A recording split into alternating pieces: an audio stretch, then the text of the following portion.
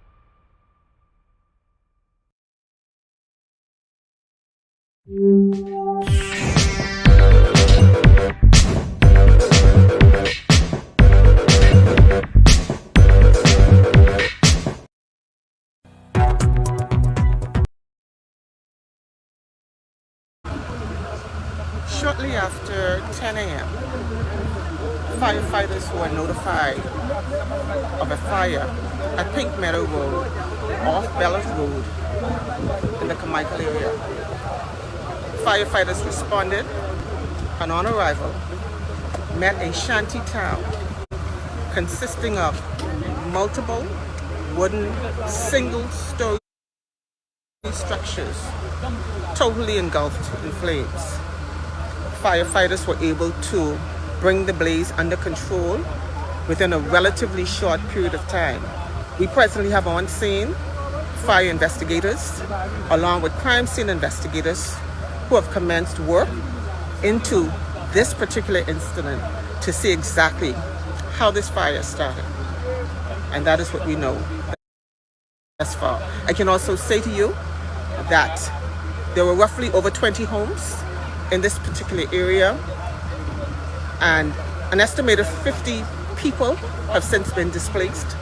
Our agency, we have reached out to social services, and so we're presently awaiting their arrival so that they can assist the displaced persons in resuming normalcy in their lives at this particular time.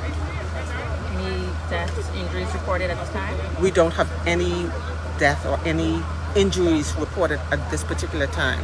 And of course, if you listen behind us, you still hear explosions in the background. However, the fire has been contained. Everyone thus far is safe. Fire officials will remain on scene until the blaze is completely brought to an end.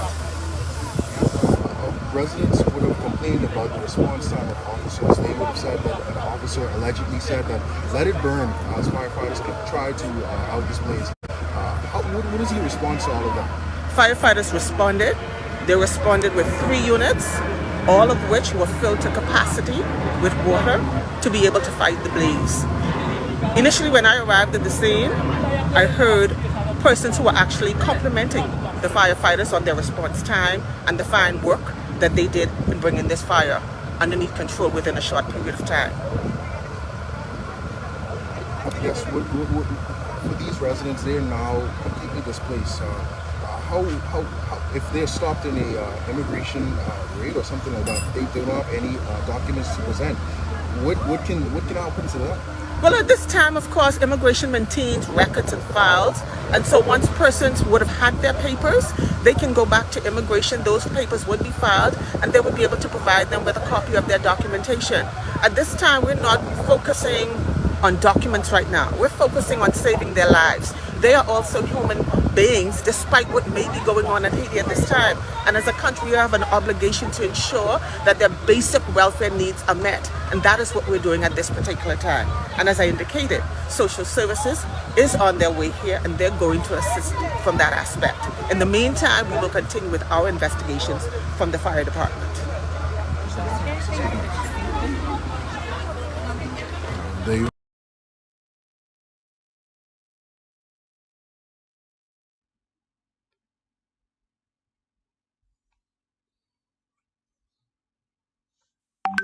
Now we're going to look at the right to freedom of peaceful assembly. Freedom of peaceful assembly is the right to gather for a common purpose. This can be done publicly or privately.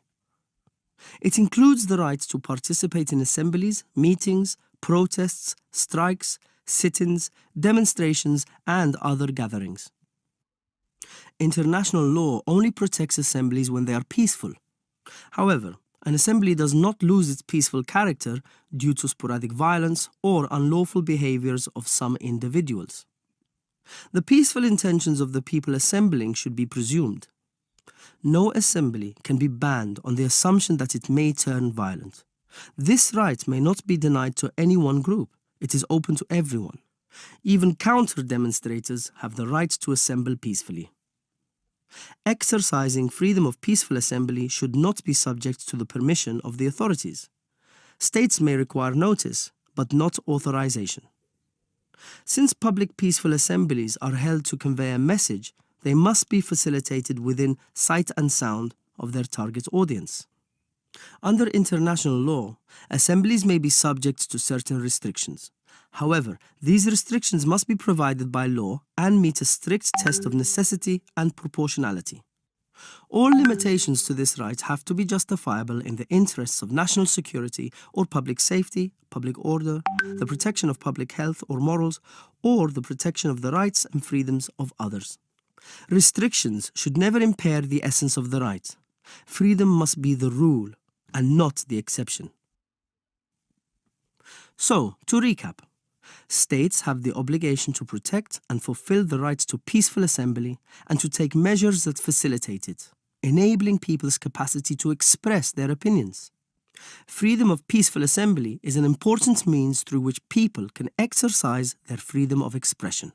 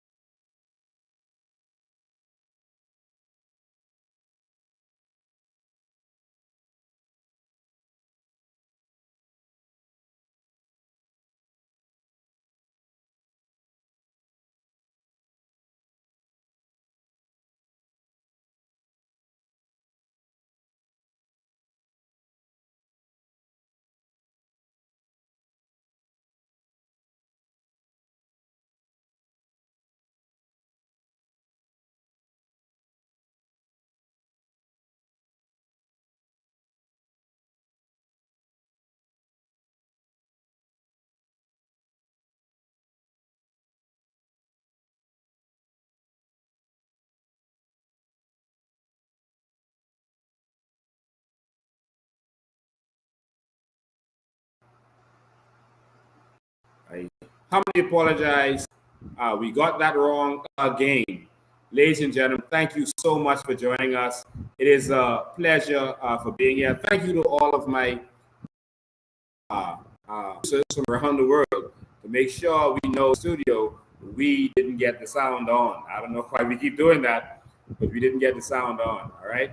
But thank you for being here. It's a pleasure to have you here. You know to do when you get on here, and that is spread the message, spread the word. Spread the word, because we have a diabolical media that is trying to suppress the truth. They're trying to stop the truth of a new Bahamas, of a Bahamas where Bahamians can be put first. A country, one country in the world where Bahamians can be first. They're trying to suppress that message. They're trying to twist the truth, and they're trying to not let you benefit from your country. And so we need you to share. Tag persons in there. Go right there in your chat and tag them. Go in your chat and tag them. Share the message. Share this on WhatsApp, etc. Make sure that everyone knows that we are here and that it's time to spread the message of a new Bahamas. We're going to talk about some stuff today. And so you all just prepare for this, including we can talk about what we began talking about in 2020. The thing that's going to make all Bahamians wealthy. The thing that's going to get rid of our crime, get rid of corruption, get rid of our healthcare problems, and all of the problems we have. We're going to talk about that, and we're going to show you some stuff today. All right? Just a reminder, because many of you, your family and friends, they weren't following us, and many of you weren't following us from the beginning in 2020 when we started this Bahamian Evolution. So we got to get to talking about some of that stuff today. We got to get back to our core principles and what we're really going to do in the new Bahamas. So we're glad that all of you are here. Thank you for joining us. Tag some of your family and friends, or get on the phone right now and call them. Text them and tell them, tune in. They have questions about how we're going to benefit from our natural resources.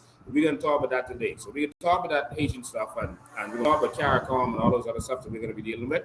But of course, we want to talk about the core of it all, our sovereign wealth fund that Philip Brave Davis has ruthlessly and viciously just stolen from the Bahamian people by forming a national investment fund instead. All right, and so here we go. So, ladies and gentlemen, you saw the first clip. There was a fire.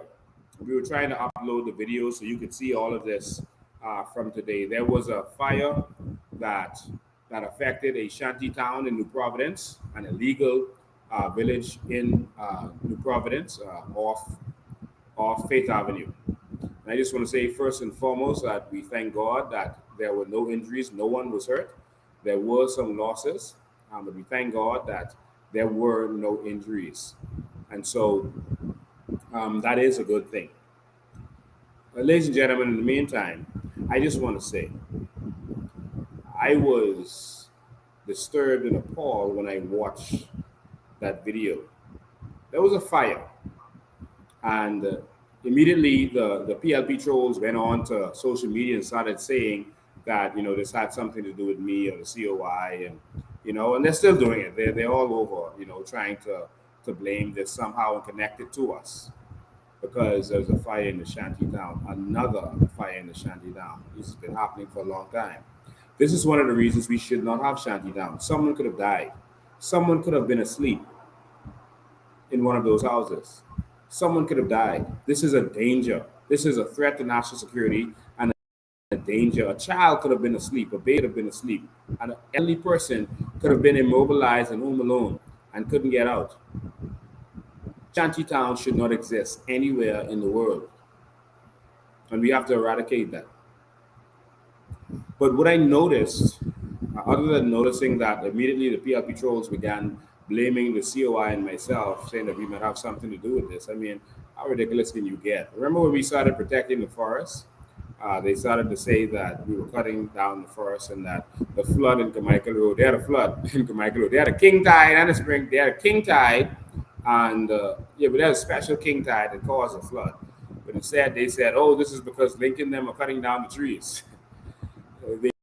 They find every reason to blame us for the ills in this country when they know that the real reason for the ills in this country are the PLP and the FNM. All right? And someone says, don't wait too much time on that fire. Thank you so much. I won't. But I just wanted you to notice a few things about that so we could get on to talking about what we need to talk about today. Because we need to talk about how we make this money for the Bahamian people. First of all, I want to say that these people were very, very ungrateful. I was shocked and appalled. They were cursing out the firefighters. These firefighters risked their lives to go out that fire. It was a major fire. There were explosions, as you heard in her live report. She said that there were explosions still happening while they were there. Those firefighters risked their lives bravely to make sure that no other human was in there, to make sure that they got the fire out so it wouldn't spread to the whole community. And instead of thanking those firefighters, those Haitian immigrants began cussing them out in their language. I mean, cursing them. We had footage of it, but somehow we're not unable to play it right now. They started cussing them out. I mean, viciously cussing them. I think I can let you hear some of what some of them had to say. You may not be able to see it, but you'll be able to hear some of what they had to say. I thought it was very distasteful and ungrateful. When you have a people that you're helping and they're ungrateful, that's a problem. Even Jesus had a problem with ungrateful people. He healed 10 and 1 returned. Ungratefulness is a sin. And those firefighters saved their lives. And what happened after that was that social services was called in to find homes for these persons. Yes, you heard me right. Our Ministry of Social Services was called in to assist these persons. I have a problem with anyone being assisted. But I personally know of so many Bahamians who lost their place of abode or are in serious situations and are trying to be placed. They have gone to social services and were able to get no assistance. I also want you to see how quick the ambulance got to the area of the fire. Now, they didn't report any injuries or anything, but they had an ambulance in that shanty town like that. Just like they had an ambulance in in 8 Mile Rock or West End when they were bringing in the Asian immigrants that were out to sea. They had 3 ambulances. How is it that everyone else in this country gets treated that we don't get as Bahamians? There are Bahamians who will justify that. There are Bahamians who are satisfied with that. To some Bahamians, that is okay. To some Bahamians, we don't deserve to have anything. Why should we get an ambulance when we call one? When the foreigners are going to need ambulances? Bahamians, are you all waking up and seeing the state of this nation? You may not like our political stance.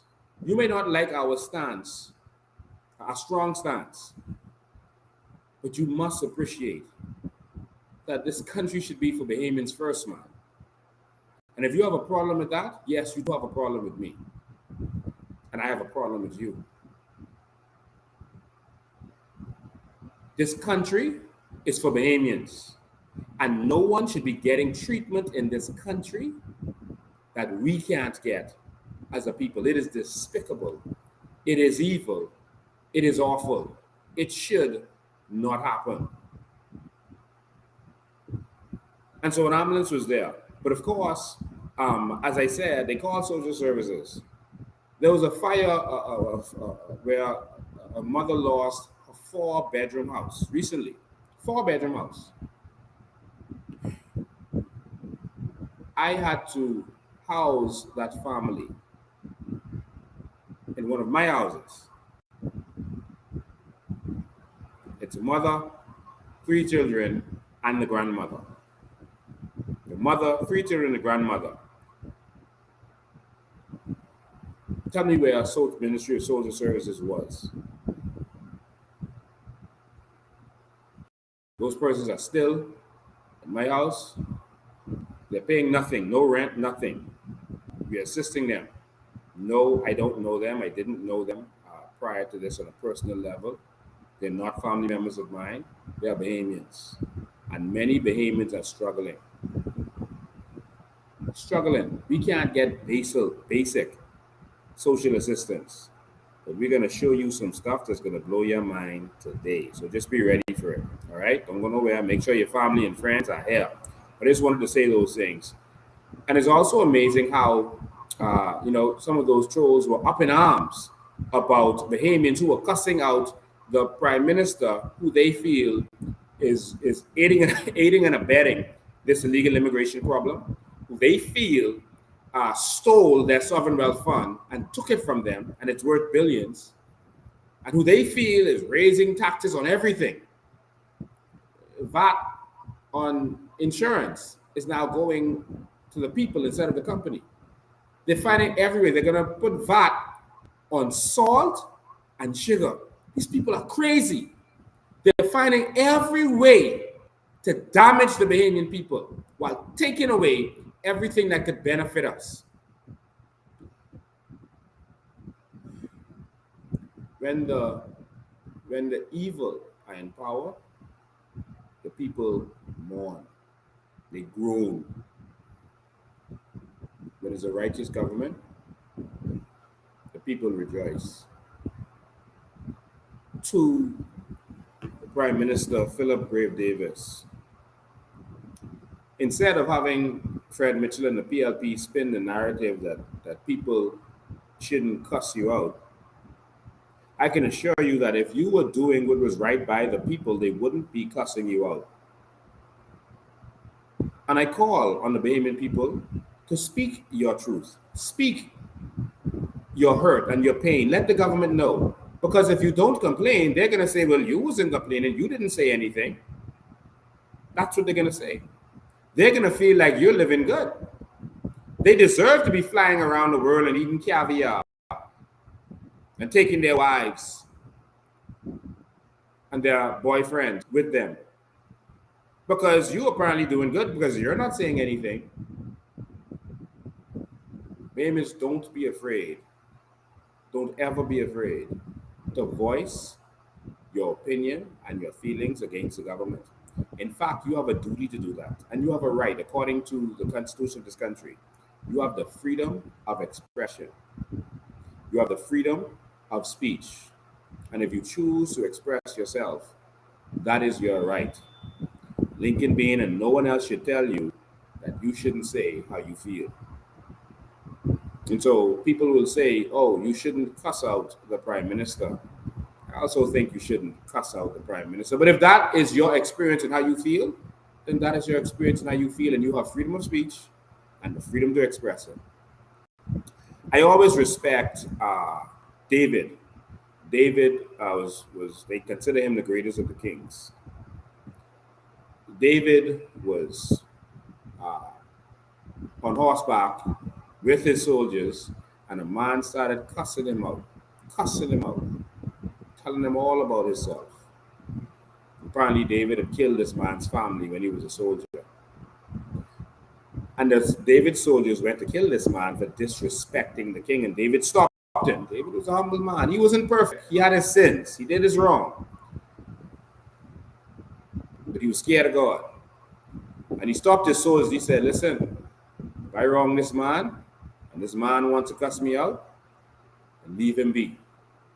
If God sent this man to tell me off, you cannot touch him. And I say this to you, Philip Brave Davis. I believe that it was God who sent those people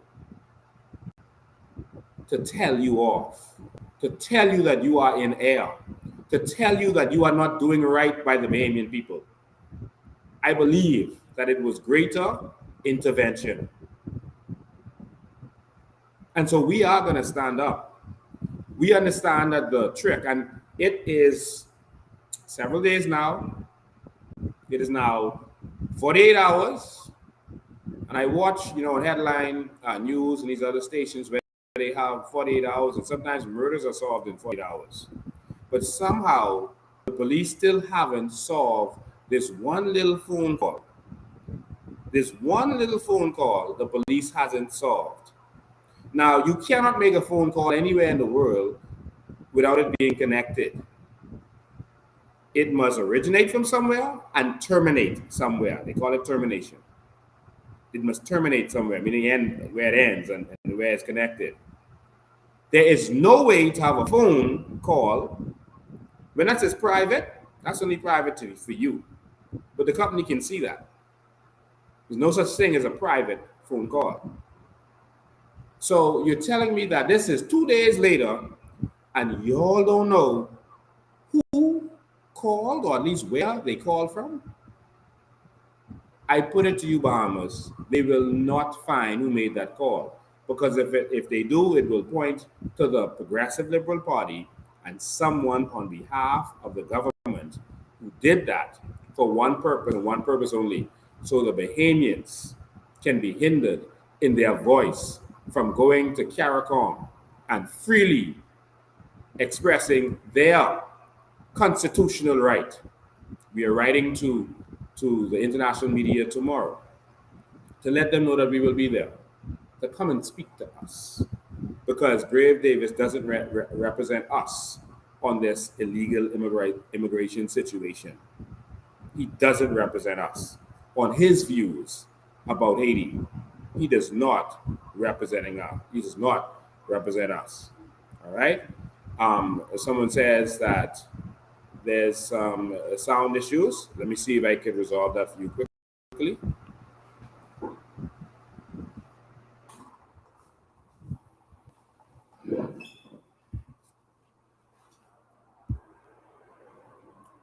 Okay. Let me know if the sound issue is resolved, if it's better. Someone says they can hear clearly. All right, let me know if the sound issue is resolved. Hopefully it is. But we need, okay, people are saying that they can hear clearly. Good. And so we got to get this right, man. I was going to play the audio of the Haitians cussing out the police, which is the firefighters. I'm not going to play that. I was going to play them complaining that they lost their papers, et cetera, their documents. If you weren't home, your documents, your work permit or whatever, your ID is supposed to be on you. So I don't know which documents you're talking about, but if it's a document that you got from the Ministry of Immigration, they have copies. But I was just appalled at how these people complained when people put their lives on the line for them.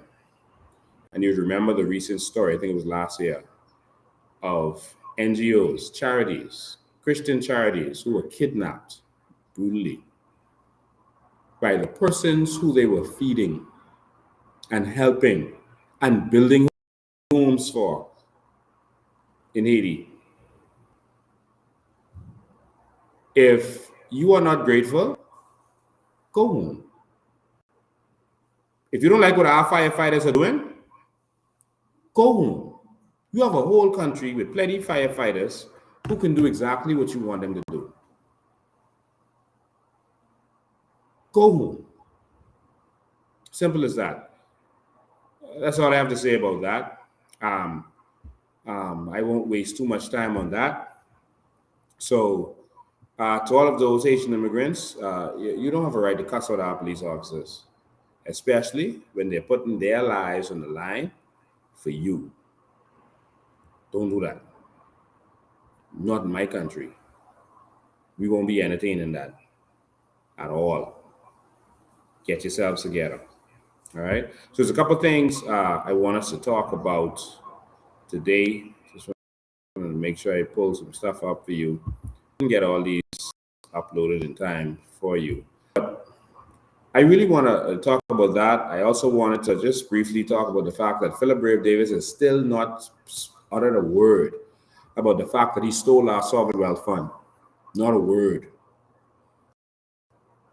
All right? Not a word. Farmers, join us. In fact, I'm going to see the Commissioner of Police tomorrow. He ain't called for me, but I go into him. Me and Maria go into him in the morning. So we go into police headquarters in the morning to see the Commissioner of Police. He said he would summons me. No, I'm not going to wait on that. I'm going to see him. So I'm going to be there first thing in the morning to see what he has to say and let him know what we have to say. Simple as that. So 9 o'clock in the morning, bright and early, I'm going to be on his step and I'm going to be at his office waiting to see him, to see what he has to say about whatever he said at that press conference, that I'm supposed to control the mouths of complete adults. So we'll see what they have to say, okay? So I got some other stuff uploading, all right? And so, yes, not a word on the carbon credits from Philip Brave Davis. They ain't talking about that no more because he is allowing, what's his name? Anthony Ferguson to do some things as it relates to that, all right? Be careful. Watch out. They are stealing from you right in front of your eyes. We got to fight. We got to stand up. So we're going to CARICOM to let them know that we have a problem with the fact that Philip Brave Davis is stealing our sovereign wealth fund, that he took it from us. Other countries Turks and Caicos have a sovereign wealth fund. I think in the first year they did something like $80 million, just like that. They like a family islanders. Like $80 million, I think it was. Just like that. A little settlements, islands. Did like $80 million like that. They were able to give all of their people money already. Jesus. But our government stealing was ours and telling us nonsense, but they put it in investment funds so they could build roads and bridges. I want you to see how the PLP and F&M is continuous. Remember when we started talking about the sovereign wealth fund and then we had the big march and they locked me up and had to let me go? Right after they let me go, the next day, Minister came out and he said, okay, we're going to give you your sovereign wealth fund, because remember, every time we stand up, they must stand down. He said, I'm going to give you a sovereign wealth fund, but I'm going to take $2 billion from it, and we're going to build roads and airports and bridges, etc. Remember that? This is the same thing Brave is doing. Continuing. It's the same words. He didn't call a figure, but he says, we're going to get rid of that sovereign wealth fund, and we're gonna do a national investment fund, which is that you're gonna be able to benefit from. Talk to your friends and families, please. We have a chance to transform this country for the Bahamian people, man. You're less. This is not gonna happen if I do the right things. This is gonna happen if you do the right things. Put these numbers in perspective. 10,000 people vote for us and people we endorse. 10,000. That includes Michael Pine and other independent. 10,000 people voted for us and people we endorse. If those 10,000 people secures their 10 people, we got 100,000 voters. You see how easy this is? For everyone who supported us last election, if 10,000 of you grabs 10 people, that's 100,000 Bahamians. We would win by the biggest landslide in Bahamian history. Get your 10. Lock down your house and your family. This is your responsibility. This is going to happen if you make it happen. Do you see how easy this is? I didn't say 100, you know. We don't have that big a population. If 10,000 of you gets 10 people, that's 100,000 people. The PLP won with just 66,000 people. About. That's how much they won with. And they basically wiped out the F&M. If each of you grab, and I'm not saying to settle for 10, I'm just saying if you grab 10 people and you convince them, you lock down, you take your responsibility and lock down your 10, we'll be in a better place. Do you see? Get your family and your friends. Some people say, oh, you got to get the young people and you got to reach out to them. Listen, young people are not interested in politics. Remember when you were young? Young people are not interested in politics. They're interested in what the latest stuff that they're talking about. They're interested in Jay-Z, Beyonce, Movado, Cardi B, and whoever these people are. They're interested in entertainment. They don't come on board till the last minute when it becomes more of a sport, when it's my party against your party. And mostly they let their parents tell them what to do because they don't really know, because they weren't watching politics. Now, more and more young people are watching us and what we have to say. And the more the media talks bad about us and spin the narrative, and people can see them spinning the narrative, it's causing people to come on board with us. Because it's obvious that the system is afraid of us. But talk to your young people. Get them on board. This is to benefit them. This is to benefit them. Even more than you. Your 13-year-olds, a lot of them won't be able to make it next time. But your 14-year-olds, your 15-year-olds, talk to them. Don't think they're too young. Let them know that we need a change. All right? And so, you don't just market to young people when it comes to politics. That's just not something they're into.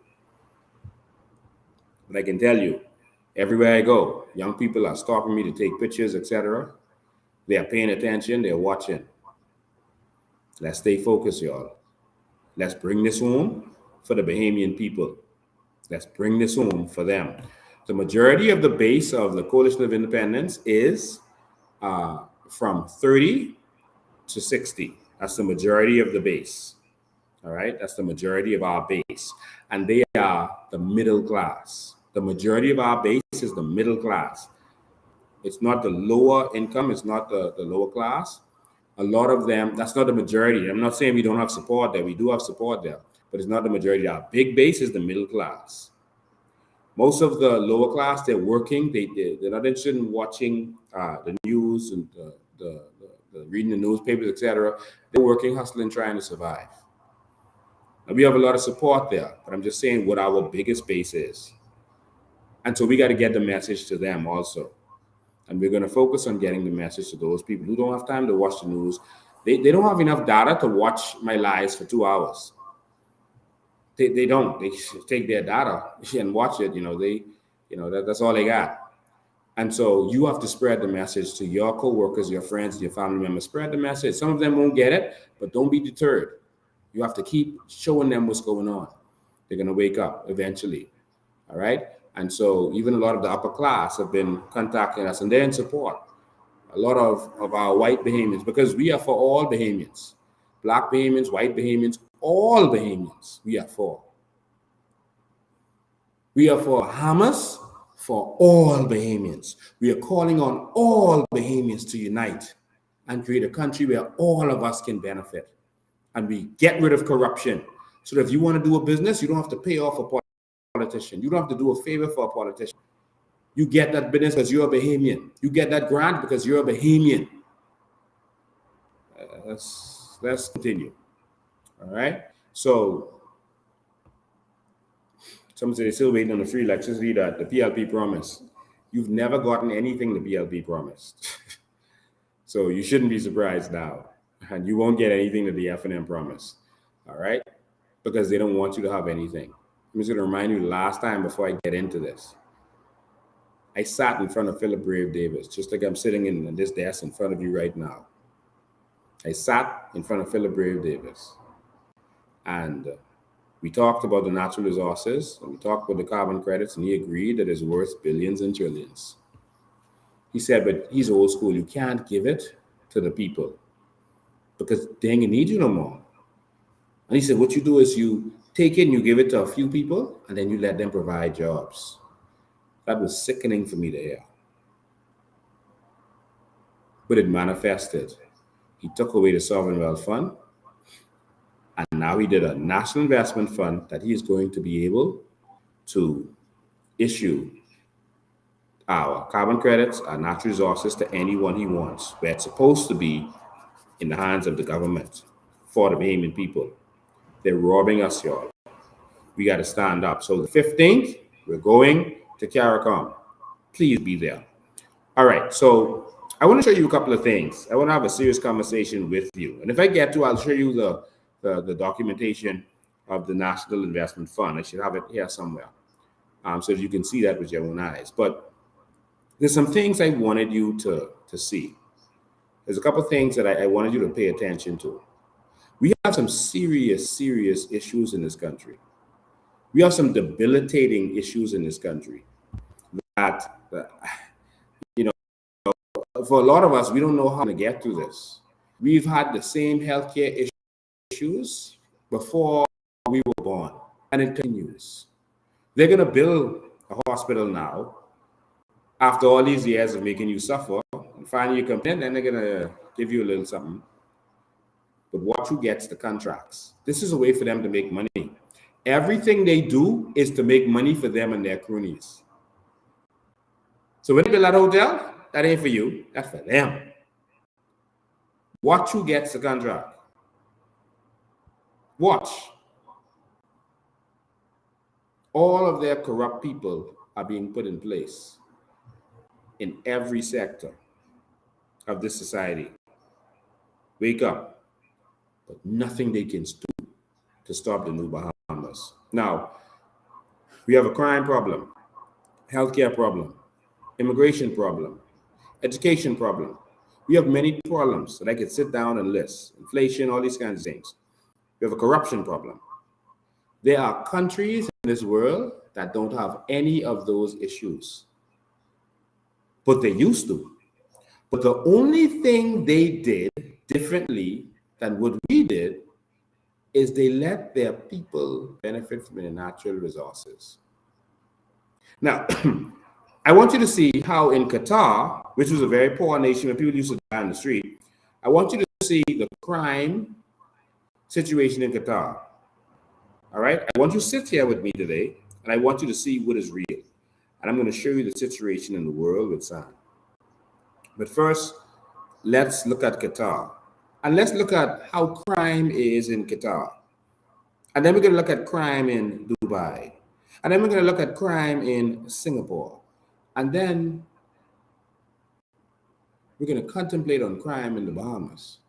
And we're going to see what they are doing different than what we are doing. You got your family and friends here yet? Get them here quickly.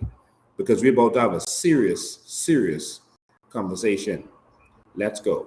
This is a gentleman from Qatar because they were having the World Cup there, and he was letting people know before they travel there, because every time you travel, you got to know about the crime in the area. So he was letting them know about crime in Qatar. Hey everyone, welcome to the channel, Heading to Qatar 2022, where I give you information about Qatar in preparation for you coming down to the 2022 World Cup. In this video, I'm going to discuss crime in Qatar and what you can maybe expect when you come down to the World Cup. Qatar has one of the lowest crime rates in the world. It's actually a very, very safe country. So much so that sometimes Qataris can have issues when they go abroad because they're just so used to these low crime rates. Like one time I was vacationing with friends out in Vancouver, and we were all sitting at a sidewalk cafe, and a guy came up to beg for change. Then I looked down at the table, and they all had their phones out sitting on the table. And I was just like, what are you guys doing? I mean, okay, nothing happened, but I mean, it would have been very easy for someone to just run by. We were right up by the sidewalk, run by, snatch the phone, run off. But for them, they just don't think about that because that just doesn't happen in Qatar. Like, you're used to just leaving things out because no one's going to steal it. That's sort of how safe the country is. As an example, I believe the most recent news reports, remember, this is in the newspaper, there was someone who was arrested for breaking into cars. And I think by that it was just, he was trying the doors to see if they were unlocked or not or whatever, and then going in and stealing things. And the police formed a task force to actually catch this guy. Yes, that's how rare this is, that the police formed a team to try to figure out who was breaking into cars, and they arrested the guy. There was a big story in the paper about a car in the Lusail neighborhood which drove onto a pedestrian walkway and drove along there. Didn't hit anyone, didn't harm anybody, but whoa, someone drove on the pedestrian walkway. This is news. Like, this made the newspapers. And of course, there's the usual COVID prosecutions. They typically levy fines for anyone found violating the COVID rules. I'm still surprised this is happening. There aren't many COVID restrictions on at the moment. Like, you have to wear masks indoors and you have to show your tracker app to enter buildings, but that's pretty much it. And yet, still lots of people flaunting the rules and thus, receiving fines and warnings for it. As for gun crime, that too is quite rare. I believe it is illegal for citizens to own guns, and certainly expats can't own guns. So any guns that are available should typically be with the police or the military. That said, gun crime does happen. I believe a few months ago there was one shooting, and I think it was the only shooting that occurred in the last, 5-6 years. And it was everyone was just like, whoa, there was a shooting? What? No way. It was a Qatari gentleman who had been turned away by security at a compound, so then went back to his home, got a gun, which I believe was illegal. I guess he had an illegal gun, came back and opened fire on the security guard. So it wasn't even really like just sort of you're walking along the street and someone appeared with a gun and tried to rob you. It was something different. But even then, that was been like the only gun crime I had heard of in like the last 6 years. And Doha is over 2 million people. And that is how rare crime is, especially property crime and things like that. I've never heard of a mugging. I've never heard of a pickpocketing. I've never had anything happen to me, never had anything happen to my car. It's unbelievably safe here. That said,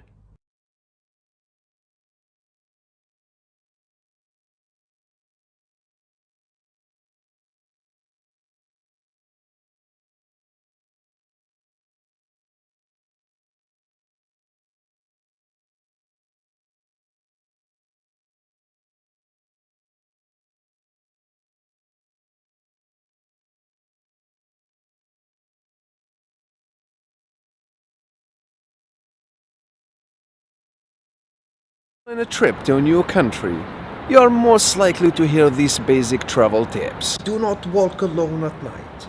Make sure you lock up your valuable belongings. Use ATMs during the day. Put your wallet in your front pocket. But would you do this in Dubai?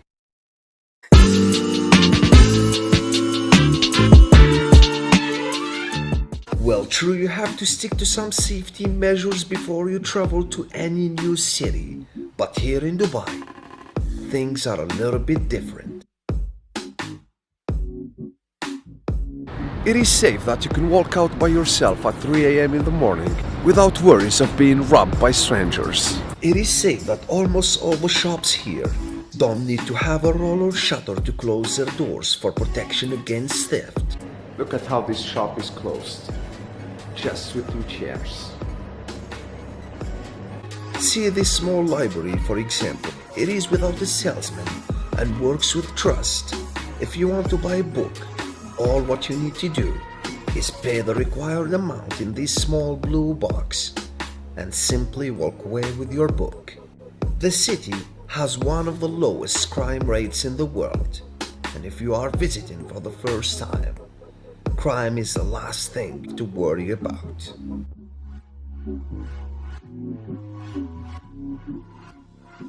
So, ladies and gentlemen, I've shown you Dubai and I've shown you Qatar. We're uploading is like 50%. Singapore, so you can see that. Basically, Singapore is similar to Dubai and Qatar, etc. As you saw in that video, it was like on the Family Islands, how the Family Islands used to be. Businesses don't have locked doors. Some of them don't have doors. You basically can't tell when they're open or closed. They don't need burglar bars or shutters to protect what's going on. How is that possible in this world? I'm going to tell you how that's possible in this world in a minute, but I want you to see it. And the Bahamas is going to get there.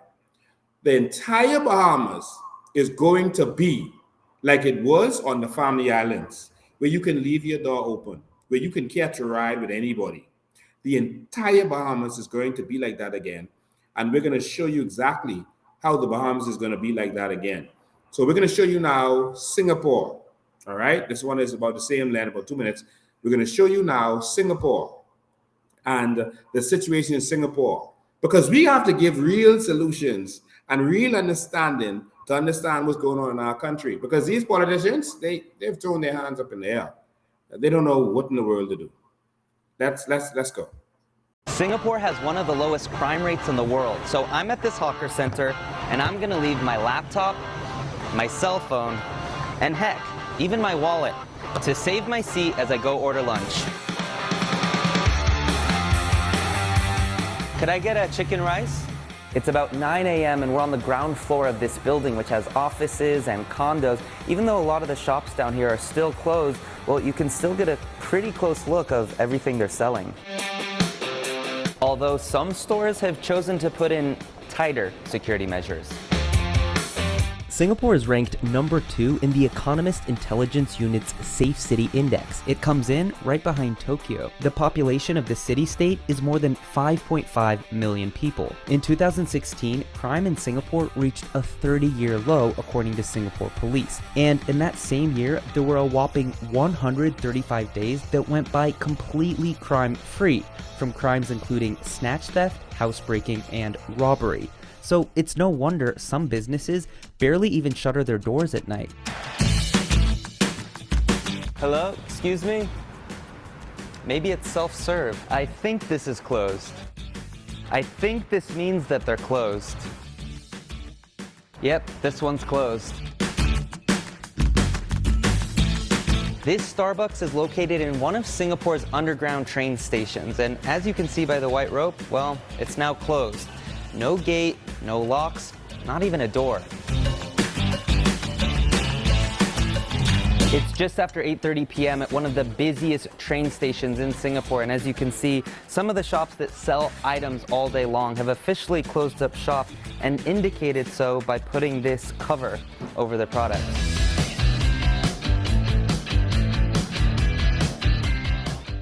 But, of course, you're being watched.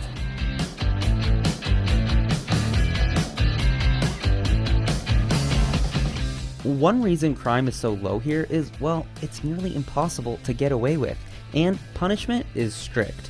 Tens of thousands of cameras are actively monitoring areas around Singapore, and the cameras come in handy. On January 2nd, 2018, a man snatched a woman's cell phone and ran away. 3 days later, he was arrested and will face between 1 and 7 years in prison. Well, it's all still here. Don't try this at home.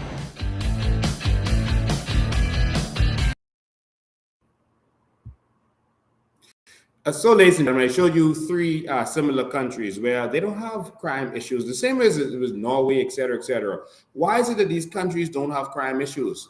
Their politicians came up with solutions. Do you know that they have more foreigners living in their country than locals? Singapore has about 70% foreigners. Dubai and Qatar has about 90% foreigners, but they don't have an immigration issue. We don't have to have an immigration issue. We have an immigration issue because of corruption, because the politician can make money from it. And that's why you see them making excuses and stalling, because they're making money in the meantime, hoping that y'all don't say nothing. The minute you stand up and make noise, they have to make changes. Have you noticed they started to, since we made the demands and we read the list of 10 things that we want them to do, they've started like inch things in there, but they're doing it with a trick. So they said, okay, we're going to stop work permits, but we're going to allow permits to reside. It's a trick, and it makes it worse than the previous situation. They're now saying, oh, we're going to go to the court and file a summons for us to be able to break down these houses in Abaco and in 2 places in New Providence. All right. Oh, all of a sudden you can do that because we let the whole Bahamian public know. Bahamians, I hope you realize that the Coalition of Independence is actually governing this country. The government is only doing what we address, and they are only putting out ideas that they've heard us say. We are actually running this country right now. And so some people might wonder if we should be put in charge based on what the government is doing and how they're responding, and that the only ideas that they can bring to the Bahamian people, even though they're not fulfilling it, is COI ideas. It shows you that it is time for change. They came with no plan. Don't mind them talking about this blueprint for change. There's nothing in that. That was empty. And they have done nothing that is in that. Nothing that they are now talking about was in that blueprint for change. All they're doing is putting forward ideas that they heard a Coalition of Independence talk about. Now, these countries have given themselves solutions. But look at us. I want you to see this. And this is why I'm calling for the Prime Minister and Keith Bell to resign. Well, Keith Bell, they're saying there's going to be a shuffle and he's going to move Keith Bell and replace him with Pierre Glover. All right. Remember, I told you that. Right? They may try to change it now, but they're going to remove Keith Bell just to appease you a little bit. But Keith Bell, and everyone missed this, came out and made a statement that shows why the government of this country should step down. Not just the Prime Minister, the whole lot of them. Watch this. It is impossible, Madam Speaker, for us, the Royal Bahamas Defence Force and our law enforcement agencies, to police our waters. 100,000 square miles of water.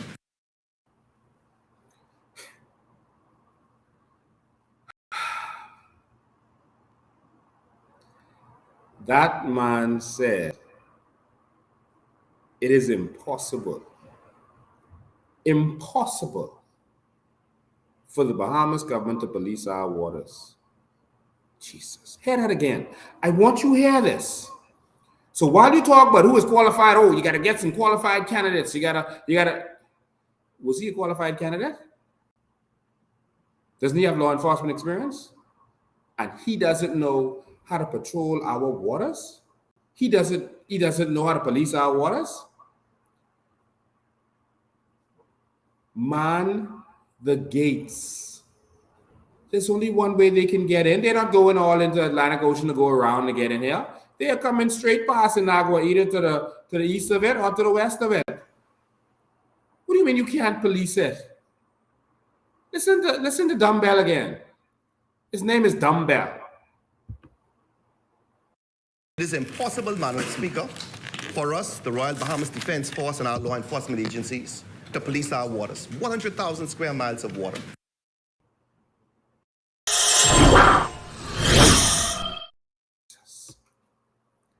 So that's the qualified candidates that y'all want. Isn't Wayne Monroe qualified? Isn't he a KC? What's happening with crime? What's happening with crime? Isn't he qualified? He's now blaming the parents. What's happening with education? Glenn Santa Martin, is he qualified? What's happening with education? Nothing? Oh, nothing. You mean businessman Chester Cooper can't get one little hotel sold? One hotel. One hotel. We would have already had that hotel up and running and owned by the Bahamian people, not managed by government. I would have not sold that hotel. That would have gone in our portfolio, and we would have done like Dubai is doing. You form a tourism company that is a tourism development company, and we would have owned that hotel. We would have put bungalow hotels around Nassau. Oh, we're going to talk about our vision for tourism today. Over the water, bungalow hotels. That's what people want. They don't want the big Atlantis type feel. They don't really want that. Talk to them. Go in Bahamas and talk to them. Yeah, they're coming because they don't have a choice. But they want that Bora Bora feel. They can get that in the Bahamas. We need new vision, man. Come on, man. All right. So the man has given up, and so he should resign. Him, Brave, the whole lot of them, they should resign. And I don't want you to fall. I heard someone, sounded like a very young person on Guardian Radio on Saturday, and they were saying, what do you want the government to do? They are arresting the persons out to sea, and they're deporting them. No, my child. Don't be deceived by the wiles of the devil. Don't be deceived. The U.S. Coast Guard is arresting persons out to sea when they almost get to America. These immigrants are being allowed to come through to the Bahamas. Whoever is caught out to water by the U.S. Coast Guard is being deported. But the ones who land are getting papers. They are paying these corrupt government officials for papers. Don't be deceived. And that is why we have to hit CARICOM to let them know what is happening. And through this illicit practice, they are chipping their guns and their drugs, and crime is on the rise. Don't be deceived, child. They are not going into Abaco and going in these places and removing illegals. So to satisfy you, they said, oh, we're going to go to the court and get permission to demolish the Shanty Downs. No. You don't have to go to the court to go in the Shanty Downs and round up the illegal people. You don't have to go to the court to go on these construction sites and these jobs and round up the illegal people. You don't have to do that. You don't have to go to court for that. But of course, you don't want to. So since you don't want to, we're going to go to CARICOM. And we can let them know that that's what we want. Since our government doesn't want to do the will of the people, they got to go. Let's not be deceived by the little repatriations. That's the ones who was caught on the boat. They had time to pay off no government official. They sending those ones home because you could see they came in. So they sending them home. But the ones who land in every day and the defense force isn't catching them, that's the ones who are staying here. Some is landing here and then trying to find another way to get to America. This is a middle point for some. But for the majority of them, they're staying here. Now back to what we were talking about. I showed you these countries and they have something in common. All of them let their people benefit from their natural resources. That's all they did. They don't have no special laws that we don't have. They don't have any special enforcement that we don't have. We have the same laws as them, basically. The only thing different with them and us is that they made it so that their people can benefit from their natural resources. Watch this.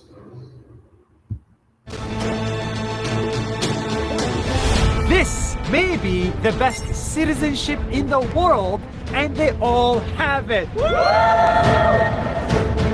Because of this card, they get free land, free education, free weddings, free hospitals, and even a free funeral.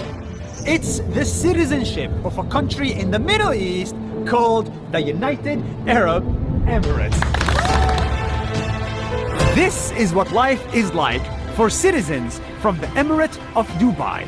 And because the city is so generous, they get the craziest benefits I have ever seen. Are you ready for this? When you are born, your parents pay nothing. Your delivery and checkups for the next 9 months are all free. Then you grow up and you go to school. Local school in Dubai is free! And so are universities, because Dubai will pay for you to get a degree. I studied at Zayed University and New York University, both for free. Who's gonna pay for that? The government. Then you get married.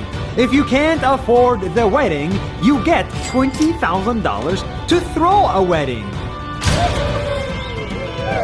And after marriage, every local Dubai family gets this: free land. Did you get free land? Yes. Did you get free land? Yes. Did you get free land? Sure, yes. And if you cannot afford the home, then you get a grant to build it for free. I also can't afford building a house. I can get a 0 interest loan on housing. Zero? 0. If you need to go to the hospitals are free. And if you need surgery that's not available here, they will fly you to another country to get treatment for free. When you become a senior citizen, you get discounts, many discounts. And if you live alone and can't afford it, Dubai will even send a caretaker to look after you for free. And when you die, well, in Dubai, that's also free. Your funeral will be taken care of, and Dubai will build a full tent with air conditioning within 5 hours of your death next to your home, so your friends can come and say goodbye to you. The point of government is to take care of people, and in Dubai, they take it to the extreme. Imagine if every city, every state, every government in the world did this. We would have a much happier world.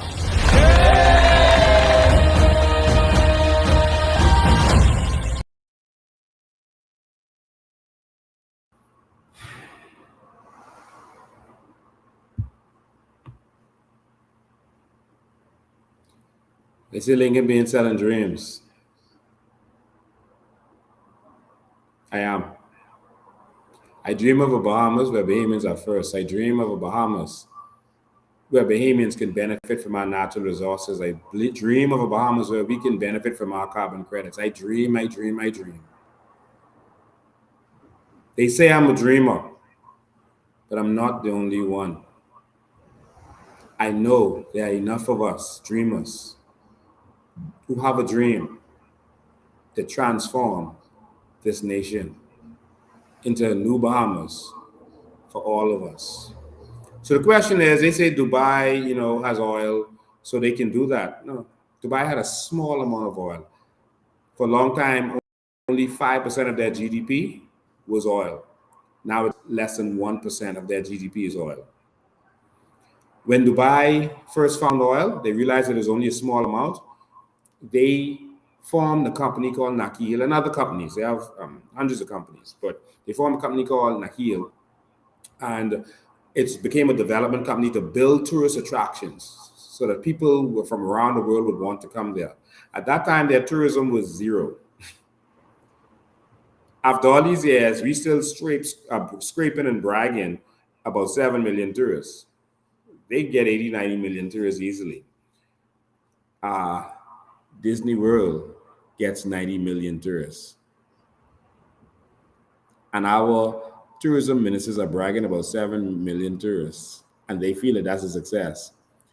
Watch them brag. 7 million tourists. That's more than we had. It's a record.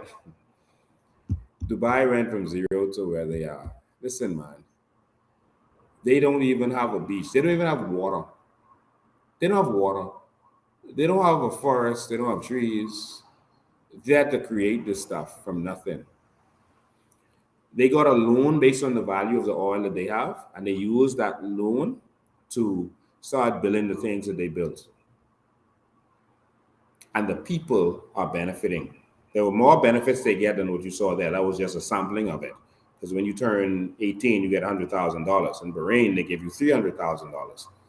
And so they're benefiting, but that's not coming from oil. That's coming from all of the investments that the government are involved in. And they're giving the benefit to the people. Do you see? You see the difference? And so we have been putting forward ideas how our country is going to generate income. I mean, it's so simple. Just from a carbon credit tax on our 7 million visitors, just from a carbon credit tax on them. All right, a carbon footprint tax, I should say.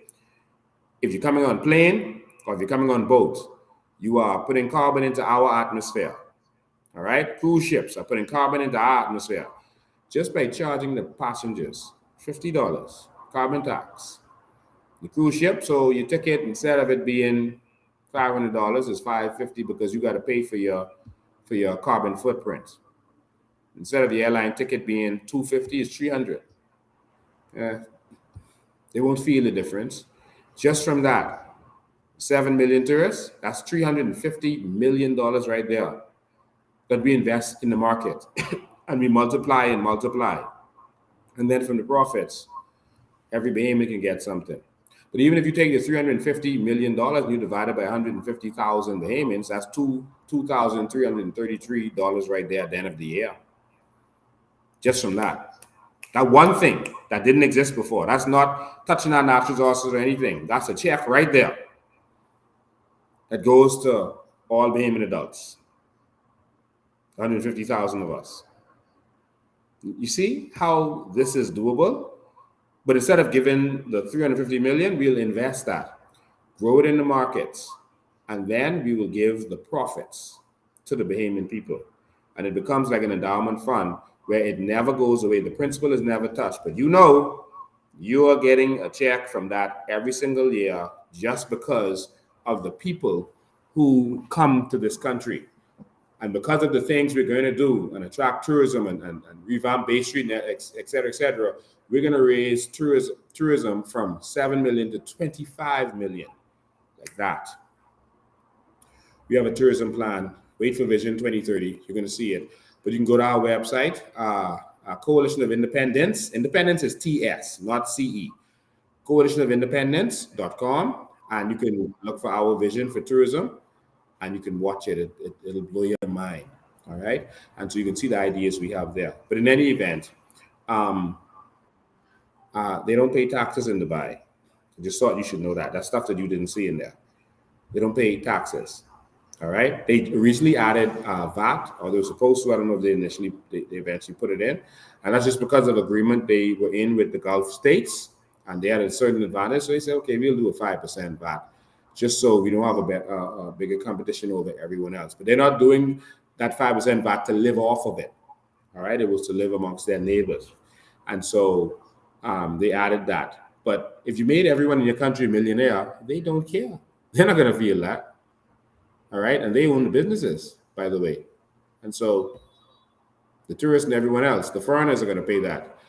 The population of Dubai and Qatar is just over 300,000, just like us, under 400,000. But that's the citizens. But the total population is 2.6 and 2.7 million people.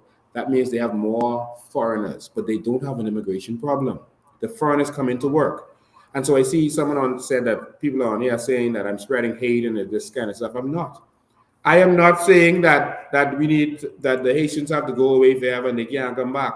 I'm not trying to say that no foreigners will be able to come in and work for us. I'm not saying that foreign companies won't be able to come in and mine our natural resources or do stuff in our country. I'm saying that we should benefit. We will own this country and they will come in and work for us. Then we don't have an immigration problem. I hope you see the difference in the mindset. And when you come in properly, you don't have to live in a shanty town hiding in the bushes and growing your children up in those situations. You can open a bank account. You can exist in the country as normal. Come on, y'all. But they're saying we're spreading hate. Yes. I hate corruption. I hate illegal immigration. I hate the fact that illegal immigration is contributing to crime in this country. I hate the fact that illegal immigration is causing you behemoths to not have a hospital bed. I hate the fact that a mother who just had a baby had to call her husband, called me from the hospital and said his wife is sitting in a chair and just had baby. You got to sit up in a chair because you know bed. Because all them other people in beds. I hate that. Because that bed was bought for us with our taxpayer money. I hate that. That's what I hate. I don't hate people. I hate what is going on, what this government is doing, and that they're getting paid to do it because they feel it won't affect them. This will affect you because you got to live with them. These politicians living behind the gates and in these other posh communities where they feel they'll never be affected. So ain't worry with you. I hate the state that this country is in. I hate it. I hate when I go downtown and look at Bay Street. And that is our number one attraction. And it is garbage. I hate that. I hate to see how far we've gone backwards in 50 years. I hate that.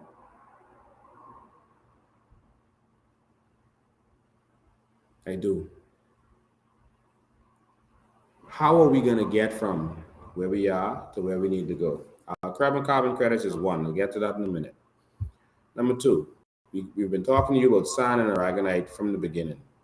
I wanted you to see some clips about sand so you understand this. Just some few clips. A couple of them was in our original documentary. I want you to see this with your own eyes. This is a situation with the state of sand in the world and the exploitation of it. We have something more valuable than what Saudi Arabia and all these people have. Sand is more valuable than oil, and the world is running out of it. How could we have the most important, most used natural resource that the world is running out of, and be poor and broke and borrowing? Y'all don't see the failure? Watch this. The market for sand is huge, and the aggregate industry is booming. The sandmen have not been affected by the economic downturn, and they are predicting steady growth of the demand.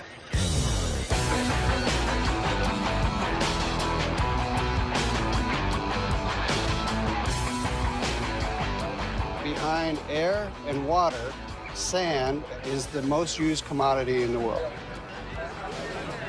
Business is doing very good. I think it is going to grow in the future, and the reason for it is people still traveling down the roads. They got to be replaced. Bridges have to be replaced. People still want to have nice houses, office buildings. But this optimism has a serious downside, since meeting the need is not always an easy task. Sand is not something that's easily found like you might think it is. It used to be that you'd have a sand and gravel deposit, and you'd simply go and dig it up out of the ground, so you'd have sand to make your roads, bridges, and buildings out of. But that type of material has all been taken away. It's gone. We've used it already.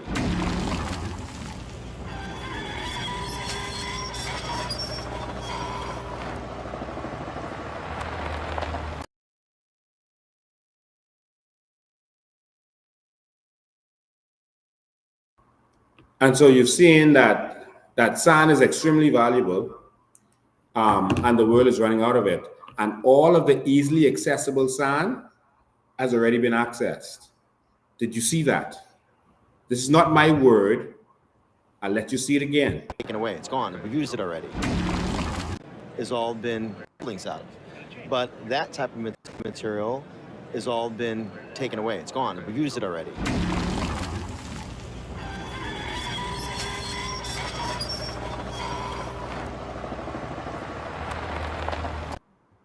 So it's gone.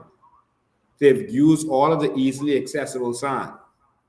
And so they even started to try to find ways to make synthetic sand because it's not renewable except for in the Bahamas. And so there's a desperate need for sand around the world. That's it. Now I want you to see some more. Keep watching. They got rid of Ocean Key and they gave it over to MSC for a cruise ship because they don't need a key anymore. Ocean Key was kind of a man-made key that they used to dump the sand on until they can bring the ships in to remove the sand. But now they don't have to do that. They can suck the sand straight up out of the water now. And that's what's going on in our waters right now as we speak, and the government is pretending it is not happening. And they're not securing our borders. We are going to have to immediately put a navy in place to protect our valuable waters, our treasure, our sand, our ragonite, our seagrass, our mangroves, our fish, our sea life, our reefs. We have to protect it. Watch this. From now on, most of the sand required to satisfy our bloated appetite will be found beneath the ocean. And the workhorse of the industry is a dredger, a giant tanker equipped with a suction arm that can pump huge quantities of sand to the surface.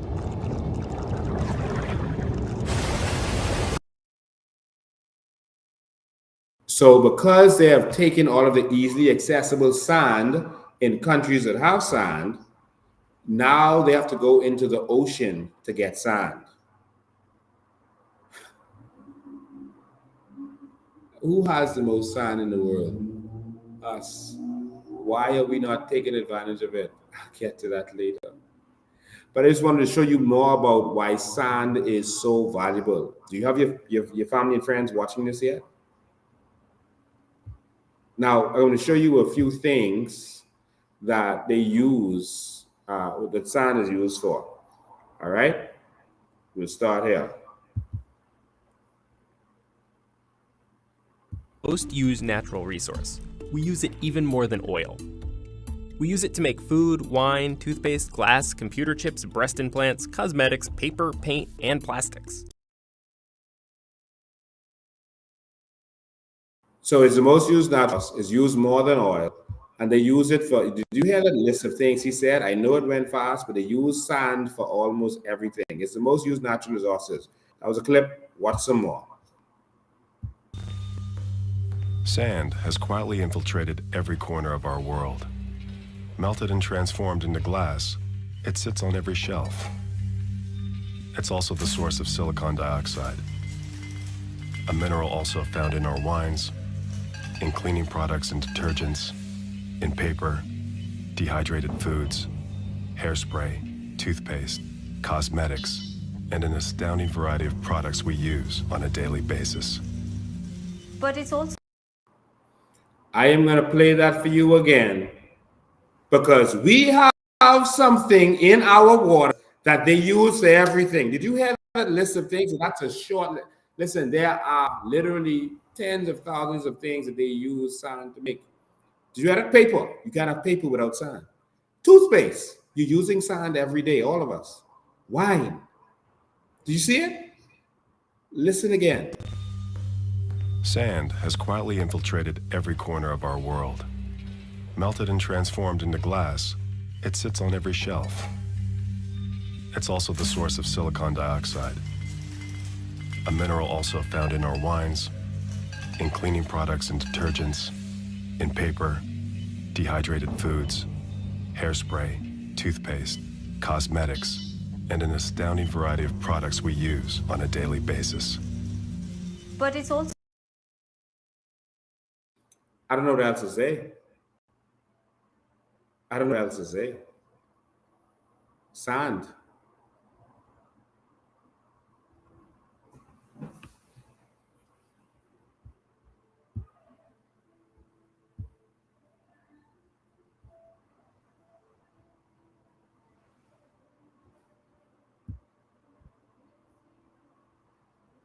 For sand usage is concrete.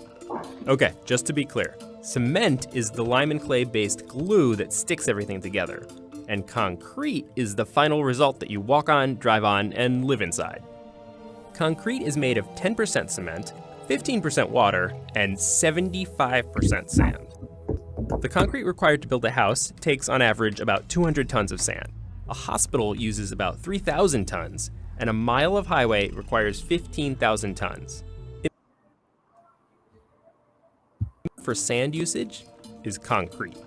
Okay, just to be clear, cement is the lime and clay based glue that sticks everything together, and concrete is the final result that you walk on, drive on, and live inside.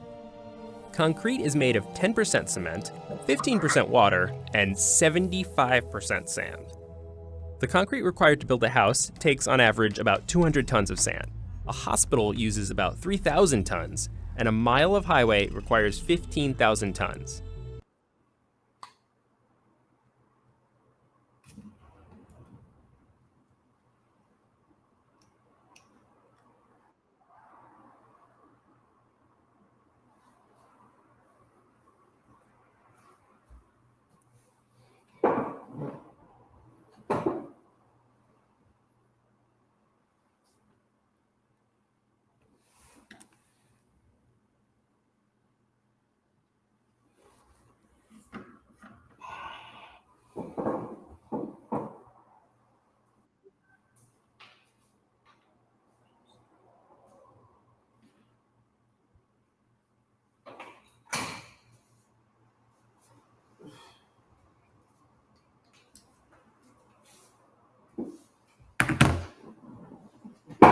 So sorry, we had some technical difficulties there, but we should be back up and running now. Sorry about the technical difficulty. It doesn't seem to be as clear as it was before, but we're still here. So as you can see, sand is used for every single thing. It is so valuable. I don't know what else we got to say to people to let them see that we have something that the whole world needs.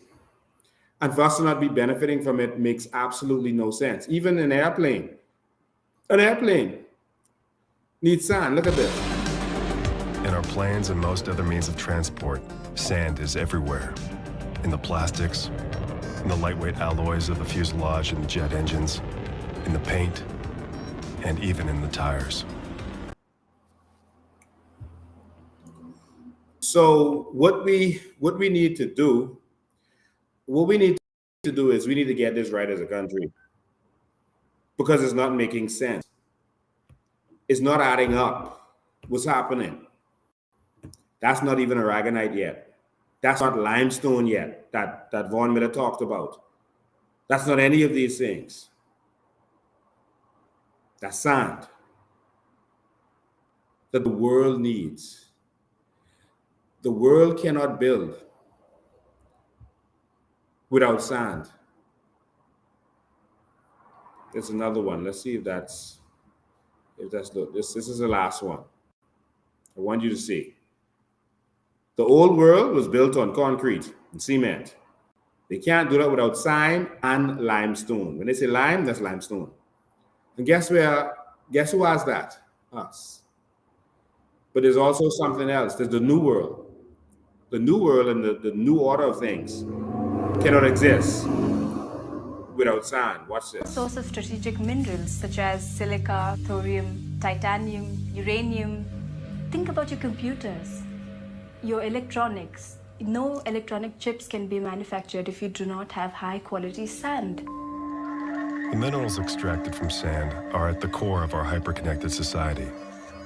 They form a basic material for microchips, without which our computers, credit cards, bank machines, cell phones, and many other devices would not exist. When you travel, source of strategic minerals. Do you see? The entire new world that's going to take place on a device. They need sand. The glass, the plastics, the circuits on the inside, they need sand. Why are we poor? Why are we begging? Why is our prime minister traveling around the world begging when we are wealthy? I'm not even talking about the treasure yet. Why are we poor? They say we're selling drinks, but I can tell you one thing. If you want things to remain the way it is, then listen, man, you vote for them. They can make sure it remains the way it is.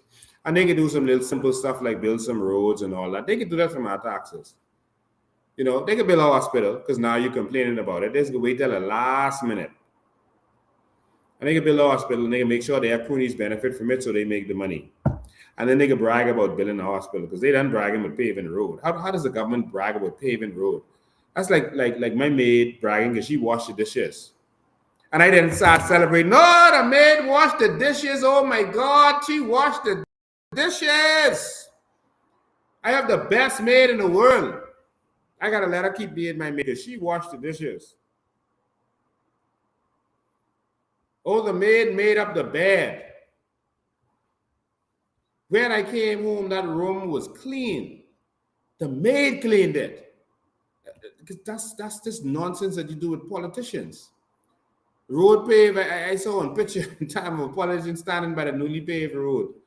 Well, this short road, the shortest road in Pinewood Gardens, it was careless. That was literally the shortest road in Pinewood Gardens. They paved it. And he was standing there bragging about paving the road. Jesus. Y'all, I don't know if y'all ready for more. But if you are, right now I'm looking on here, and there's about 1,000 people on here at any one time watching this, the live views. All right, across all of our platforms. That's what I can see in my software. So that's LinkedIn and what is it? LinkedIn, Twitter, YouTube, Facebook. So across everything is about 1,000 persons on here. If each one of y'all reach out to 10 people, that's 10,000 people. If each of y'all reach out to 100 people, who on here now? Who on here now? Because then it's going to be much more. If each you reach out to 100 people, that's 100,000 people. We got to do the work. We got to make this happen. We got to make this happen. All right. I'm going to open the phone lines to let some of you call in. To let you call in. The number is the same, 804-4264. Let me hear what you have to say about this. Let's have a conversation about this. 804-4264. Call in. Let's talk. We have a country that is wealthy, but we're not benefiting from it. And Brave and all of them keeping their mouth shut. Vaughn Miller keeping his mouth shut. They tell you I selling dreams. Everyone can't get $100,000. Okay, what if you were able to get $10,000 come Christmas? Would you complain? Would you say, oh, Lincoln said it was going to be $100,000? Let's say it's only $10,000. Is that doable? Would that be a problem for you? If you get that from the government, you still got your job, you still hustling and working. But let's say December comes, you get $10,000.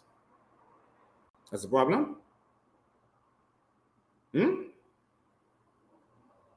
Let's say it's only $5,000. The December comes, and every December you could get $5,000 from your government in your bank account. Is that a problem? If you could benefit from your natural resources in any way, is that a problem? If it isn't, let's go for it. The question is, what you got to lose? Okay, hope this is on silent. Yep, it was on silent. I'm so sorry. You can call now. All right, if you've been calling, you can call back now. You can call on WhatsApp, or you can call on the regular line. All right, 804-4264. Someone says, Bob Evans, I say 12,000 a year.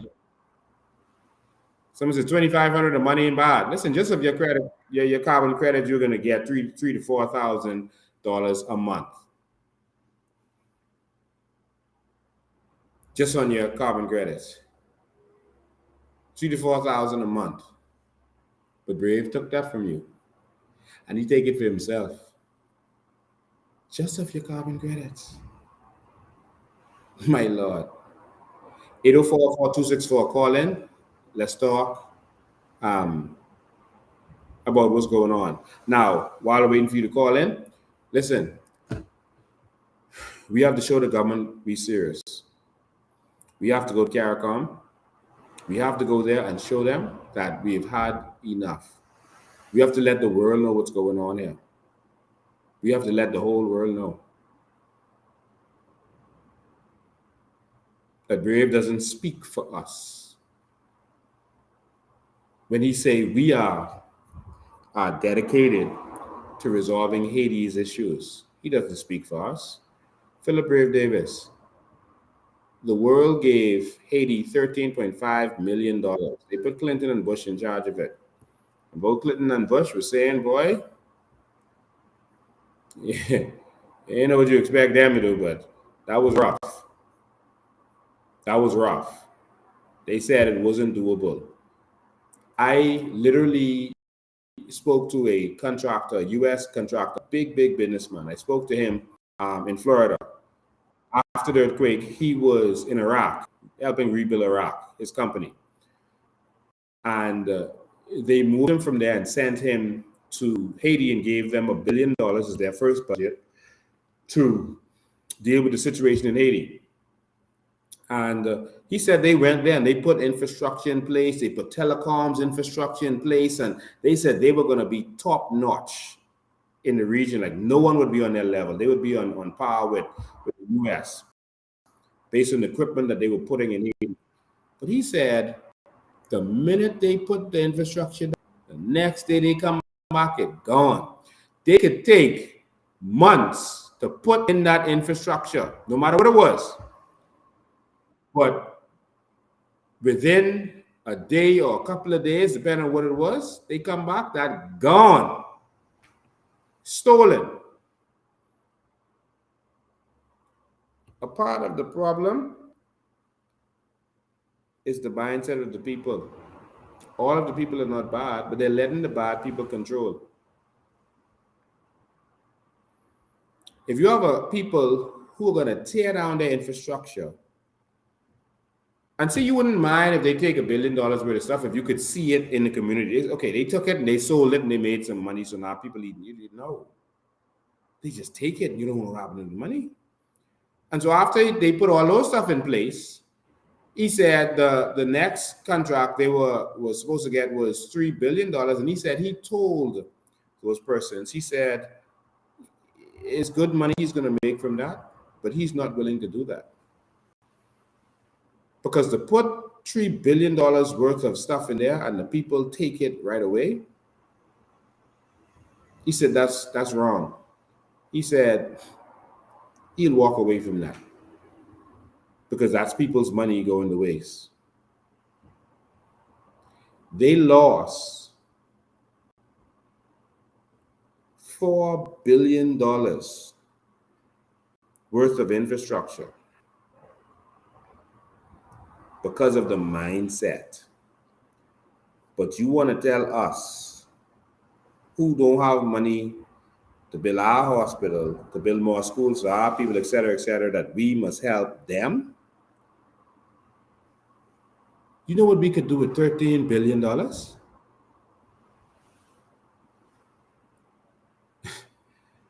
I really need you all to focus, you know.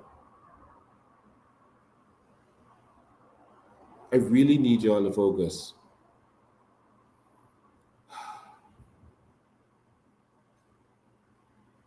Because what's happening and what they're trying to push on us, it ain't right and it ain't fair. It's not right. The phone line is open. The phone line is open. You can call in. We got a couple minutes to take call. I have a couple minutes to take calls.